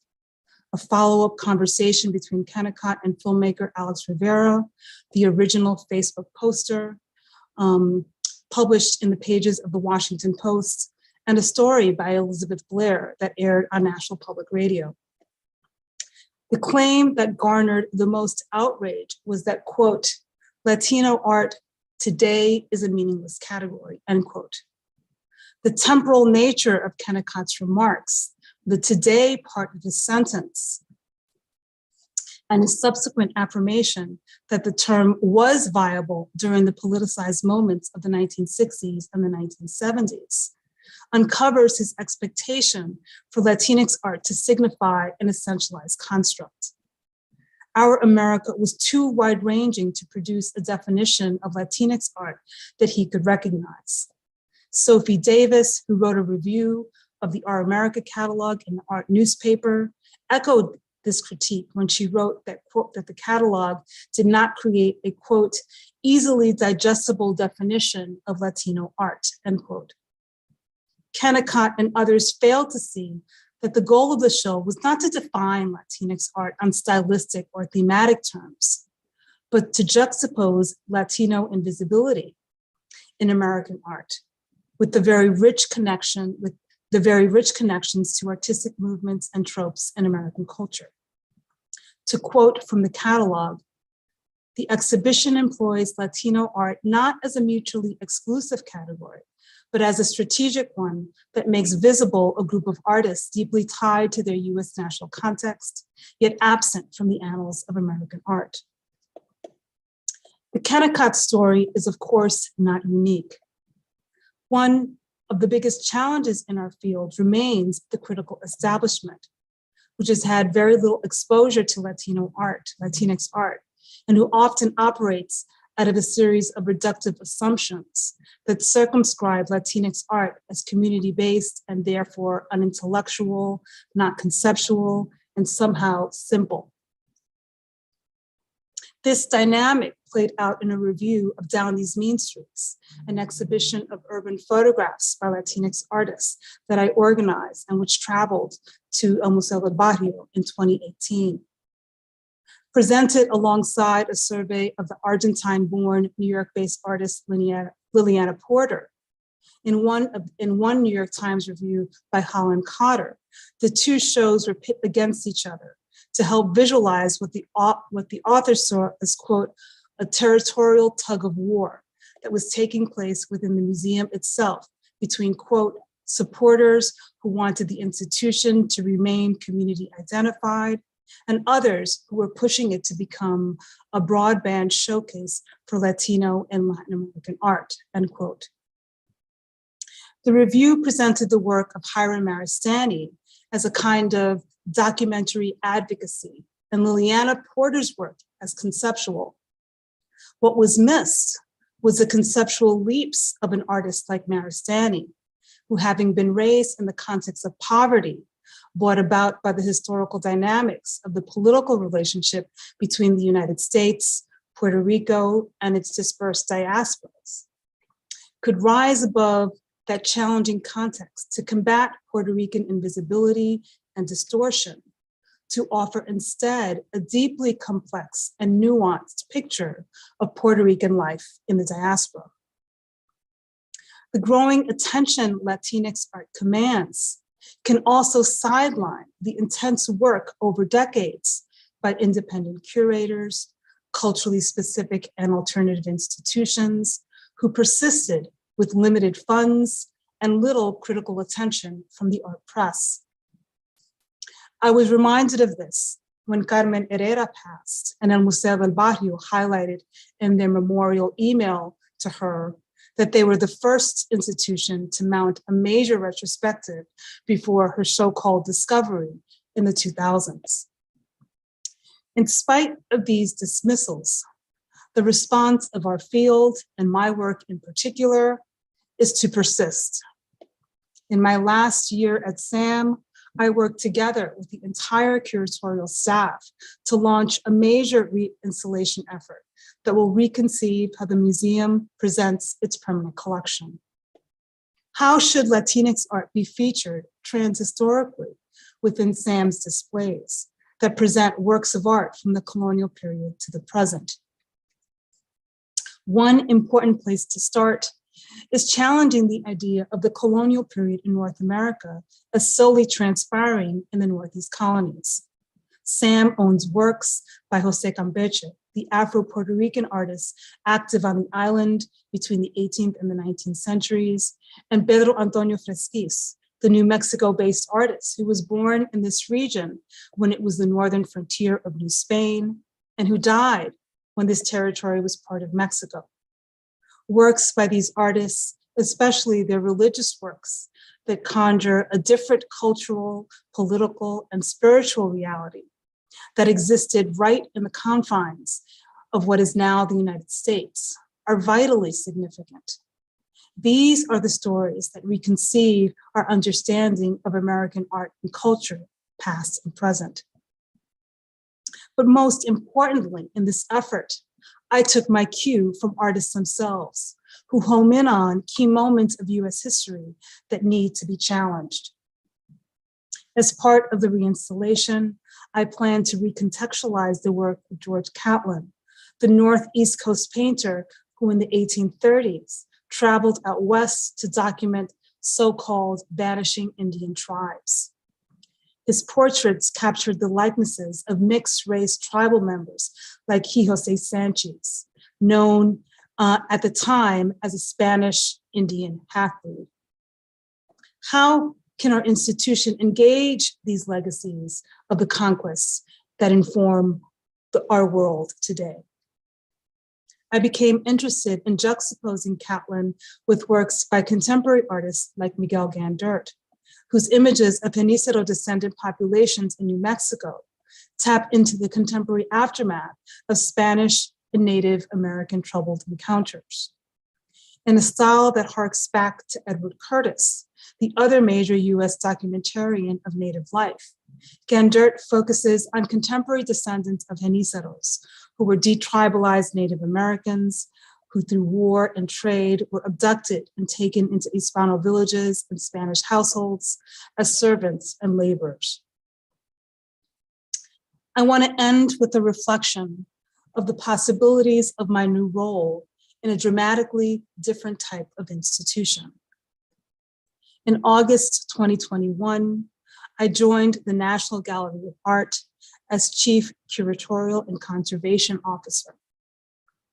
What does it mean for a specialist in Latinx art to move to a leadership position in a major institution with vast holdings of predominantly European and Euro-American art from the medieval period to the present? The National Gallery is historically an oxymoronic institution, elite exclusive, yet deeply committed to public service, and in pre-pandemic times, the second most visited museum in the United States.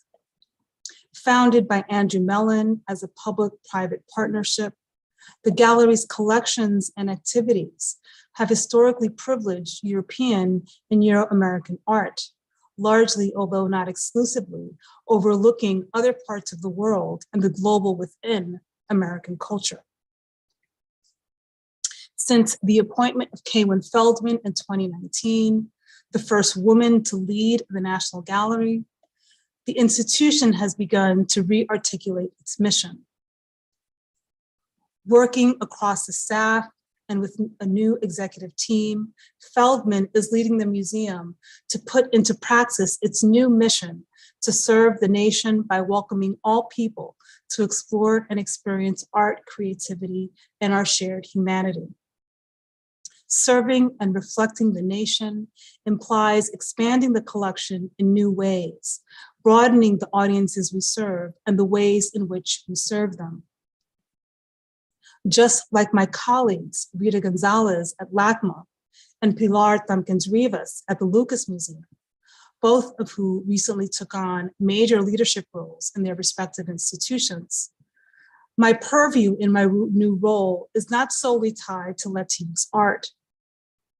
Rather, grounded in my professional experiences and in my area of expertise, I seek to ask questions, lead, collaborate, and make inclusive practices part of our day-to-day way of being. What does it mean to look at old masters through a Latinx lens? What areas of our collection need to grow in order to connect to who the United States and the world is today? What is the place of Native American art within the National Gallery of Art? As a curator and scholar of Latinx art, I'm predisposed to question singular master narratives, and I'm fully aware that audiences come from many places, which we must honor and acknowledge if we want to engage them. And I have the opportunity to bring in works by Latinx artists where they're critically necessary. Early next month, the National Gallery will open the acclaimed exhibition, Historias Afroatlánticas for Afro-Atlantic Histories, a major show first organized by the Museo de Arte de Sao Paulo. It's referenced on the left-hand side of the slide.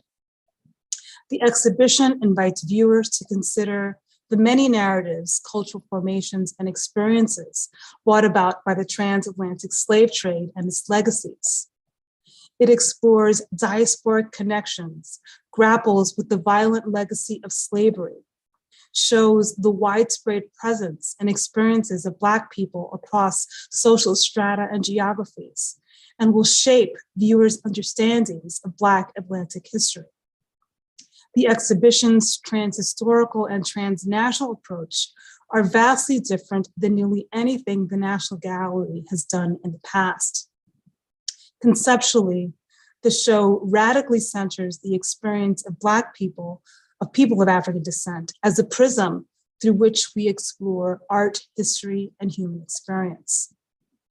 This exhibition presents an amazing opportunity to connect in substantive ways with Black and Latinx audiences, and much internal work is taking place to prepare the institution and its staff to do so. Yet the exhibition, as organized in Brazil and in its first US venue at the MFA Houston last year, did not include Afro-Latinx artists. Despite the increasing attention to Afro-Latinx histories over the past decade, evidenced powerfully in Miriam Jimenez Roman and Juan Flores' major anthology, The Afro-Latino Reader, Afro-Latino artists were left out of this formulation of the African diaspora. This is why one of my first efforts upon joining the National Gallery was to advocate for the inclusion of Afro-Latinx and Afro-Puerto Rican artists, including works by the Dominican Haitian American artist Frile Baez and the island-based Puerto Rican artist Daniel and Ramos, whose major assemblage, Figura de Poder, was just acquired by the National Gallery. My intervention created a concrete space for Latinx artists in a national and global context and questioned the assumption that Latin American art will on its own help Latinx artists or Latinx communities feel quote unquote represented.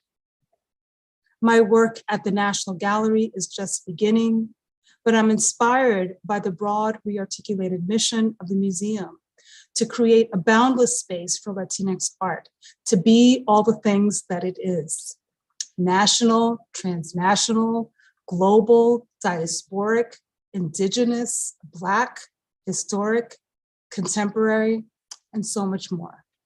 Thank you.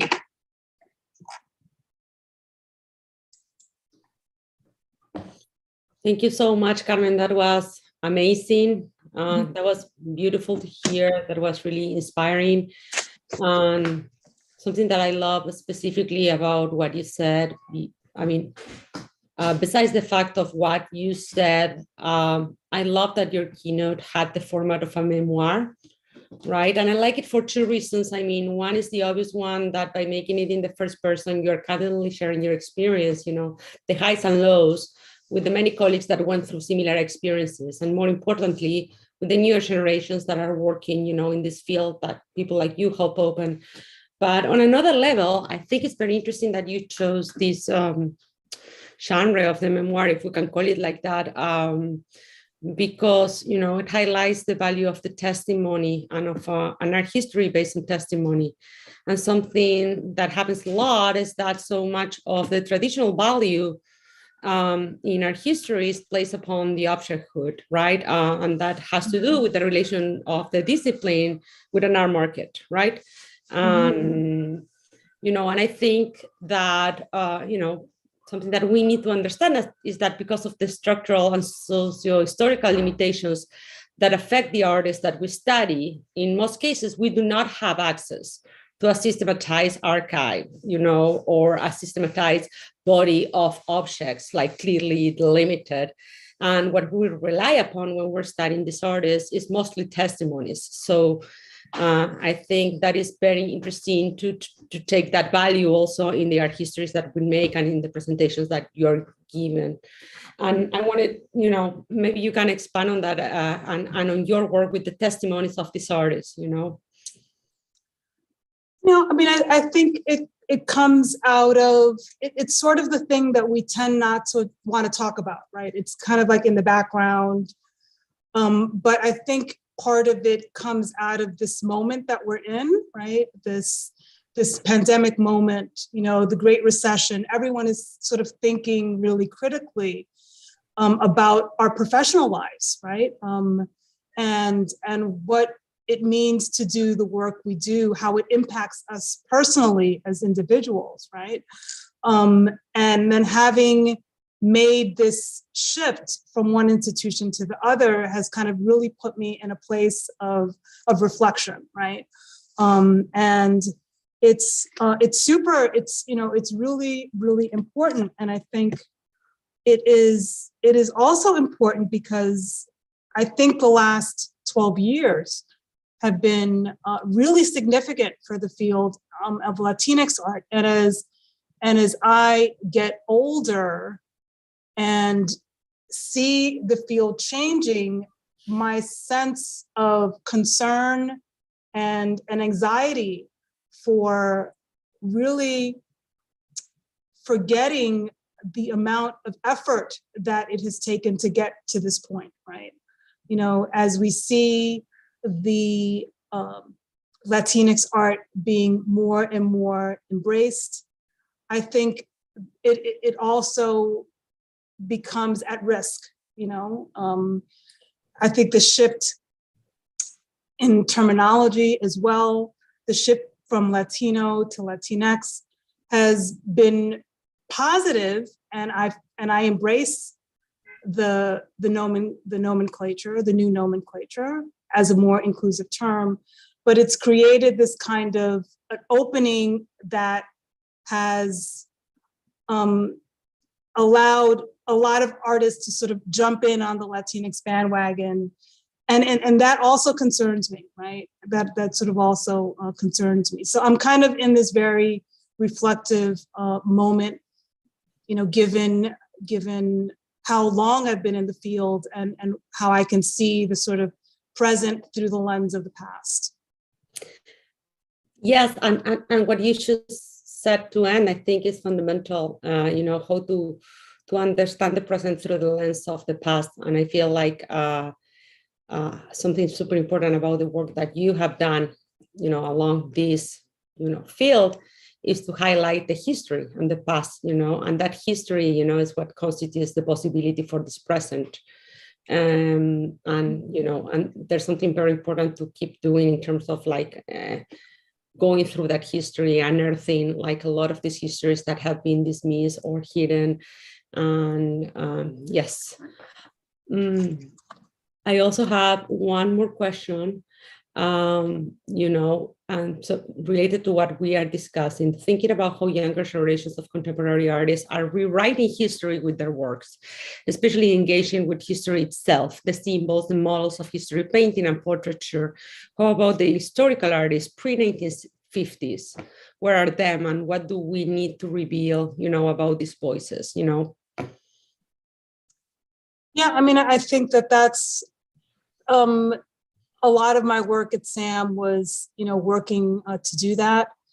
That, you know, Latinx art, unfortunately, is often seen as a contemporary thing, as solely a contemporary thing, which is one of the reasons why the reinstallation work that was beginning to happen at SAM was so critically important, right?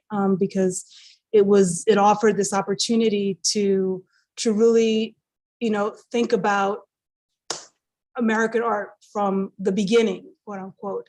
And of course, the beginning is, there are a lot of questions about when that begins. And I try to elucidate a little bit of that.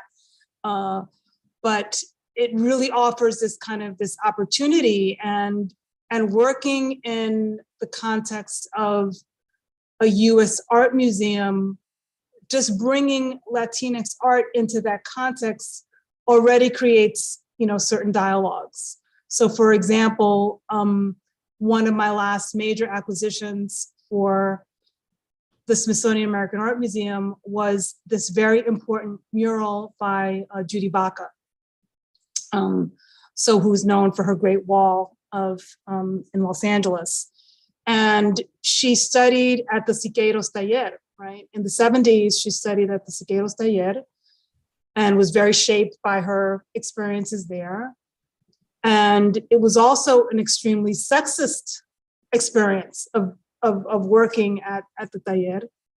And out of that experience came a portable mural that she created that is one of her most significant works. And the work deals with women as leaders, as protagonists, but also with the history of labor in the United States. And it's a mural. And one of the arguments that I made for wanting to acquire this is not only the uniqueness of that opportunity of being able to acquire a Chicano mural, right? Because for the most part, you can't acquire Chicano murals because they're out in public, right? They're in a building, they're on a building, or you know, either inside or out.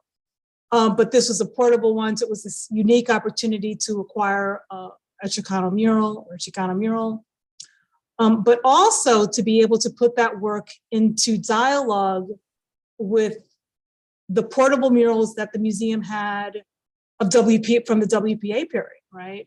So it was a way to kind of connect her with multiple histories, right? The history of the impact of Mexican muralism in the United States, but also the connection to muralism in the United States, broadly defined, right? Many of which those WPA murals also dealt with labor. So her work really just even thematically really engaged with that past. So of, you know, work from the 1930s, for example. So it was really trying, you know, a lot of my work at SAM was increasingly trying to kind of create those historical, interventions to try to really show that that earlier presence, Absolutely, absolutely. Okay, we have another question by Jessica Gordon-Burroughs. I'm organizing the questions by topic. I'm going to try to read all of them. But Jessica is saying, thank you for your beautiful talk. Can you speak a bit more about the false dichotomy that you noted between conceptualism and community-based artistic practice? Yeah, that's, an ongoing challenge, one that I also addressed in the exhibition, Printing the Revolution, the Rise and Impact of Chicano Graphics. And it was in that context that I really sought to understand the work of Chicanx printmakers and print centers in the context of social practice art, of which it's often left out. So I think that there are just so many ways in which the community-based work that artists do, which is really largely about privileging an audience that art institutions historically leave out, right? So it's not so much that their work is not artistic, it's that the work is engaging this sort of non-artistic audience. But their work is wholly, artistic, and it's very valid and conceptual, is really kind of finding those ways to illustrate and to unpack the ways in which, their work is part of these movements and really they're pioneering, right? They're literally pioneering notions of social practice art. Yes, and if I might add, something that we encountered during this exhibition that we did at America Society is that a lot of the artists that had traditionally been read as conceptualists and part of the market, and let's say the famous one, if we want to be clear, a lot of the work that they were doing was actually community-based work that they were doing with their communities for political reasons, for activist, reasons that had to do, whether with the realities of the neighborhoods they lived in, or because of the realities of what was going on in their home countries in South America, or both. But I don't know. You could say that a lot of Hélio Oiticica's artistic experiences in the Bronx could be read as community-based, attempts to do work, so many more examples. I mean, the New York Graphic Workshop work as a collective, work with so many other artists, and there are testimonies that we found in between collaborations between Taller Boricua and the New York Graphic Workshop, that have not been documented, that we only know through testimonies again. Anyway, so much work to do. Yeah, I mean, I think that there are so many ways in which artists are kind of bounded in very unfortunate ways that do not let us understand their work in a much larger context. I think of someone, for example, that you included in your exhibition, like Freddie Rodriguez, who is a Latinx artist, absolutely. He was formed here in the United States. He came as a young man from, as a teenager from the Dominican Republic, and incurred his entire artistic education here. But the reasons why Freddie came were political, right?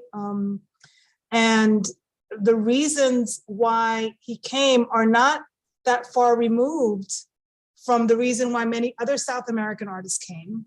There's a link between his work and notions of los desaparecidos in the Dominican Republic, but no one includes his work in that context, right? He's always sort of left out. There's ways in which those issues are only seen as South American and not inclusive of Caribbean or Latinx artists. And those kinds of exclusions really constantly, we need to challenge those as well. Yeah, and the exclusions of not reading the South American artists through a community lens, because it isolates their production and it shows them as creating out of a bubble that responds better to the market, but it doesn't respond to their experiences and to their testimony when you talk to them. You know, a lot of what Marta Minujín was doing was like collective artworks, in which she was doing festivals with mattresses in galleries, inviting all her friends from different origins to do collective artworks in Washington, for example. Anyway, I think it limits both ways, you know. I mean, although obviously, you know, I mean, the South American artists, for market reasons that we all know, have been have had more visibility thus far, you know, but anyway, emphasizing collectivity, I think, is super important, and you're talking about that also.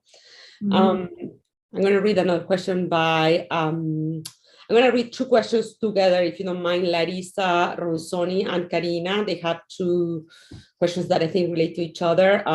Karina is saying that she's really interested in your example of El Museo del Barrio show, you know, Mean Streams and Liliana Porter's exhibition happening at the same time. The way she understood your observation of Holland Carter's article is that the museum should be able to have both exhibitions without a conflict. She's asking if she got it right. I dare say that she did. You know, and is this a type of observation connected to this idea of Latinx art should have more than one singular identity rooted in an urban experience? And I want to link that to another question that Larissa Ronson is asking, which is, you know, do rural artists have more chance of representation in this new context, or cities are still dominant as art usinas, you know, because of the racial and economical difference that can be found between cities and the countryside in Latin American countries? And I dare expand, Larissa, also in the US, not only in Latin American countries. I think getting back to the Holland Carter piece, you know, I think he was trying to say that, you know, both could happen in the same institution. My critique of what he was saying was that he was obviously being very dismissive of the work of Hiram Maristany, and, you know, seeing it as a sort of, you know, this binary of, you know, advocacy, and then you have this sort of conceptual, and Hiram Maristany could never be conceptual, right? And it was really dismissing the incredible conceptual leaps that had to take place. You know, the depth of that practice, of Hiram's practice, to reconceive, to really give birth to something out of nothing, in the sense of the ways in which Puerto Rican communities were not intensely represented in the history of, you know, US street photography, you know, with some exceptions, but very rarely represented, you know, in that space. It was just a community that, you know, did not exist, was beginning to kind of be represented by artists like Bruce Davidson in very problematic ways, right?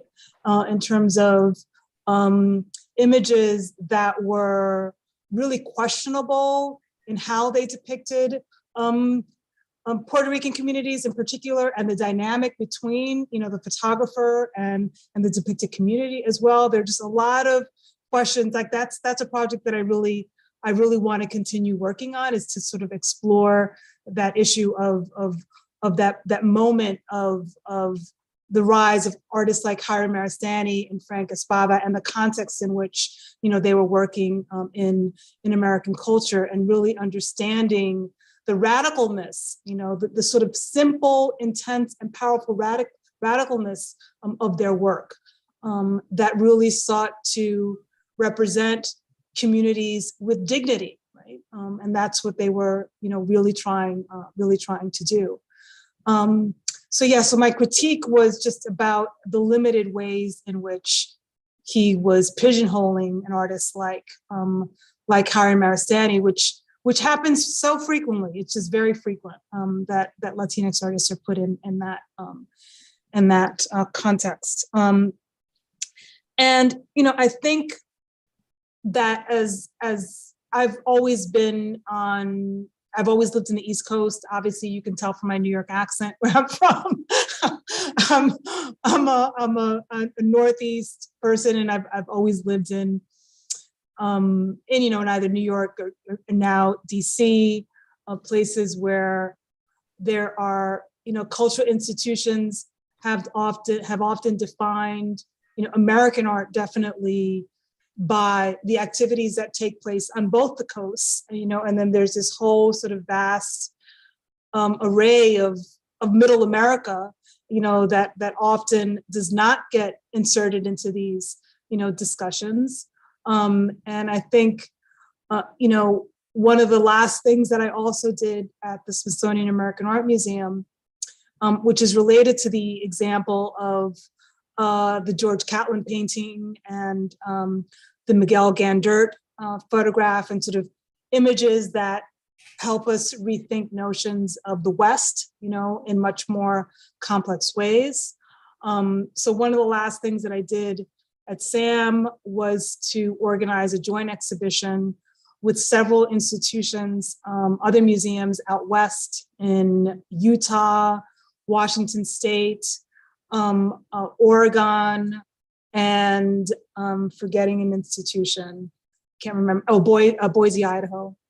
And it was through that process that we were really able to kind of explore notions of the West, through our various permanent collections with these institutions, bringing work that they collected from their local environments, right, by artists working locally, that we were able to bring in these multiple perspectives that really kind of explode, again, notions of the West as we know it today, right?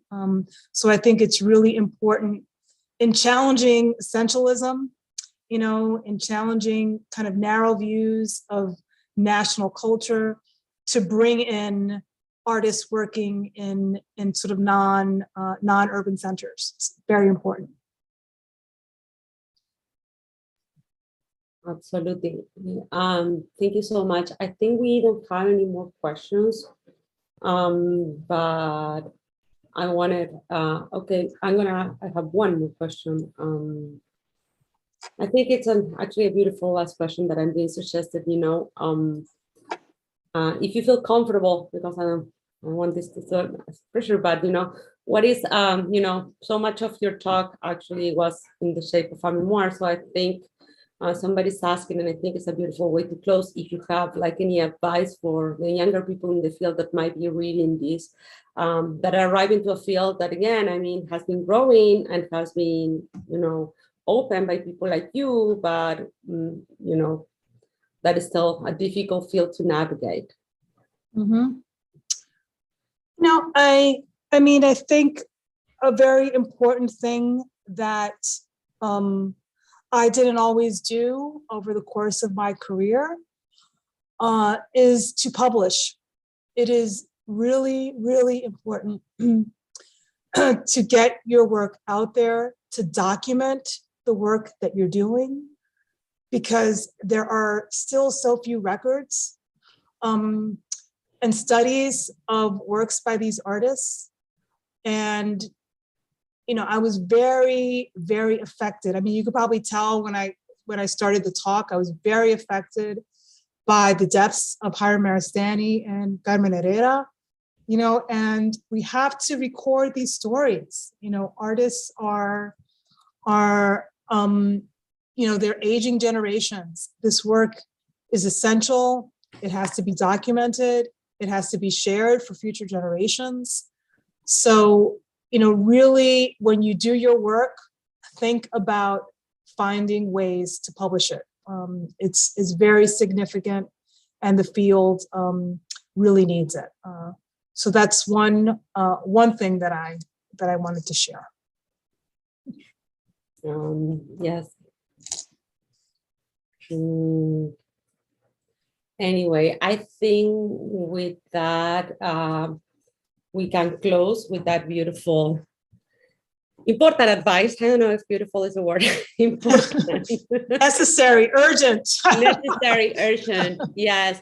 To document those testimonies, right? Going back to the importance of the oral, but at the same time, yes, to the importance of documentation and and opening new possibilities. Thank you so much. That was a beautiful presentation, and I think it was super important for all of us to hear, and hopefully for many more people to hear later on, not only the academics, but also the artists. And yes, and I hope that you can all join us tomorrow. We have our first panel at 11 a.m. Arlene Davila is going to lead a panel with contemporary artists.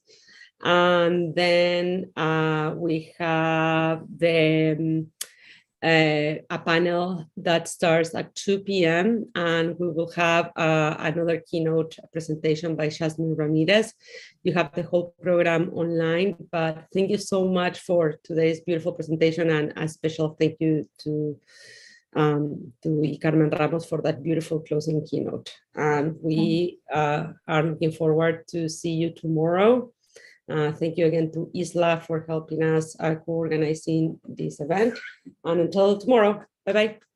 Thank you, Amy. Bye-bye. Thank you so much.